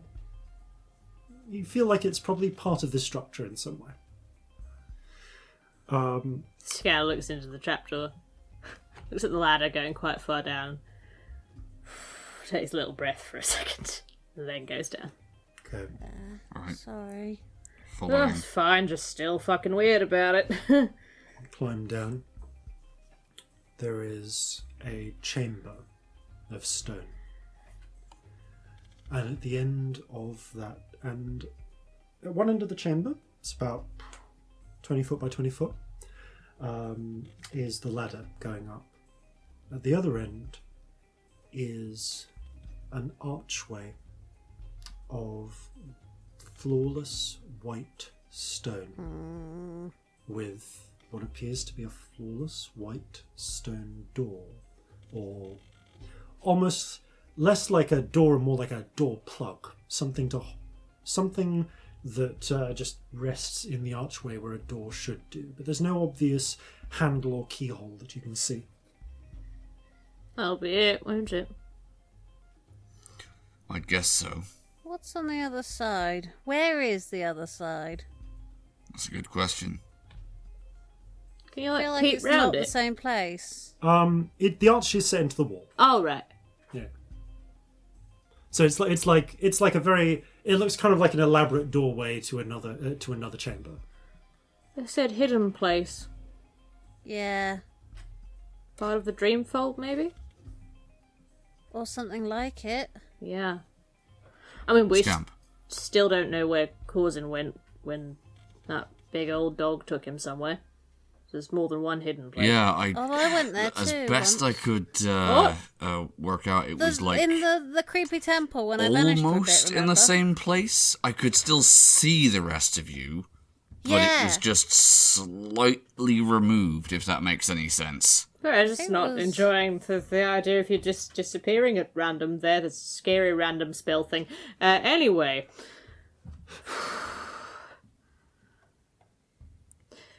Should we do this? I was going to say, Scamp, can friends see the other side of that? Nope. So I'm sorry, but it appears to be a stone door. Just a thought. Except, You alright? no, it's not, is it? No, what is it? There's something behind it, but you can't. Oh, that's very clever. It's a What is door that hides what's behind it until it's open. Well, that's horrible. It's a door that hides what's behind it until it's open. Don't I'm all sorry, doors do all that? doors do that. Yeah, solid doors do that. That's not scary. Let That's me just put it a this nice way. way of Door. putting a fact. I Or do you mean it's a can't door that is move- hidden until it is open? No. Your halfling friend has it better. More accurately, I can't I feel like I can't pass through that unless it's open. Again. Oh no, I can't hear. Okay, so friend can't pass through it, and friend can get through most things. That was why I asked in the first place. Let's try and open it. Okay. Okay, how would you like to try and open it? Push it. Roll an And if athletics that check. fails, we will pull it. There are no handles. Is there a sign? That's actually saying push really somewhere? good. Like, I'm not gonna lie. For Celestia and athletics, that's actually decent. That's a 21. Okay, No, you 21. strain. It's like trying to push a mountain Yeah, this is really heavy. or a rock wall. Can I assist her? You can roll it again. Tell me if you get better. With advantage, because Yeah, he was yeah. himself? Yeah. No. Oh dear. It appears to be. 6. It's about as effective as having the pair of you try and push open a stone wall. Yeah, I don't think this way is going to work. Alright, have we tried pulling? There I are wonder no if I handles. can get past. What with your magical key thing? Worth a Oh, try. yeah, that would also possibly work. But I was thinking, like, teleporting. Don't you Oh. have to see where you're going? I think it's more that I have to know. But you don't know. It can be when I have to. I can try and. Well, I think I could try by pretending to think I know what's on the other side. But if I get it wrong and it's solid stone, it'll really hurt. I don't want you to kill yourself in a stone wall, and I'm scared. Sorry to be Yeah. boring, but that's No, how I I- feel. I understand what you're going for here, Scamp. Although, I think there's other options available to us. You don't want to end up in a solid stone wall. I'm gonna talk to the door. We've said come if you want us to. You're going to have to open. The door gives you a stern, impassive response. Don't tell me to come and then not give me a way in. It's shit. Come on. The door is unmoved by your pleas. Oh, it feels like one of those Fuck text-based adventures. Yeah. The door perfectly reflects your insult. You just get a sense of equal hostility from it. I go north. No. You cannot go north. The exits are east, south, and Dennis. I found the light switch. You cannot find the light switch. They've You're not in been a dark invented room. yet. Sorry. Oh, you Okay, see? well- Bullshit, you see. Anyway, seriously, if anyone ever gets that reference, I so want to know, because Yeah, we think we're please. hilarious whenever we do it. It must be so annoying. Hey, someone has already gotten my references to north, south, east, west, and Dennis before, so Yeah. So I could use this amulet. Worth a try, I think. Yeah, worth a It's try. not quiet. I think it knows we're here. to be honest, Scamp, if something is said to us already to come in, it knows we're here. Yeah, but if I use it, everything within 300 feet will know we're here. Ha. Oh dear. It's loud. I see your It point. does a thing called knock. I- It's pretty descriptive. I mean, that's one hell of a knock. I mean, is that like tried. a giant banging on a thing? it is almost exactly like a giant banging on a thing, yes. Well, we tried no, I pushing suppose- it. We can't pull it. We tried asking it nicely. It might be a waste of a spell, but we could silence. That might be worth it, actually. I'm happy to do it. You don't have to say anything to cast this, Oh do you? no. Well, Do I, with the amulet, have to still use the verbal component? I think you kind of do. Like, there's a Balls! there is a weird. I mean, when using an artifact, Is there a doesn't way it- where I can stand outside and hold it inside? yeah, that'll Or can do it not hear the verbal component? Okay, so I'm gonna the way I'm ruling this is and you kind of get an instinctive feel for this. The cracking sound will come from whatever it is you are trying to unlock. Okay, so if you silence the Ooh. door... Yeah. Is it worth it? Yeah, I think so. Yeah, honestly, if this is going to give us anything of like an edge, it's worth it. Okay. I think go for it. Right. Corzin will cast silence on I'm just gonna cover them. I'm knocked gonna door. look back Yeah. and just check there's nothing coming. Glance back. It's blank stone wall up above. There is, well, dark because the lights are down here with you. I'm just gonna keep an eye while they're casting. Okay, you keep an eye. They cast it. There's a weird deadness to the quality of the background sound in the room, like when it snows. Yeah. And you get that dead Yeah. sound. That Snow. happens, but no other obvious effect. Yeah. Okay. Scamp. You. I will cast knock. Yeah, you through take the jade amulet. the amulet, kind of point it to what you want to open, and will. And the amulet flashes green. And there is a silent puff of just like fine stone dust, it almost feels like, or maybe just normal dust, out of the door. And it slides down. You reckon this probably would have been quite loud anyway had you not silenced it. This is not what I was expecting to happen. Neither was I. And beyond, Explains completely why we can silent push it. to you, you can see a wide ravine beneath a jet black, starless, cloudless sky. The walls are of marbled white and black rock.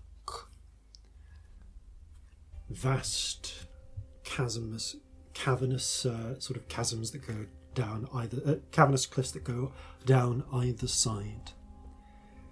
And you can see at the far, far end of this jagged, difficult to traverse chasm is what appears to be a small pavilion of white stone.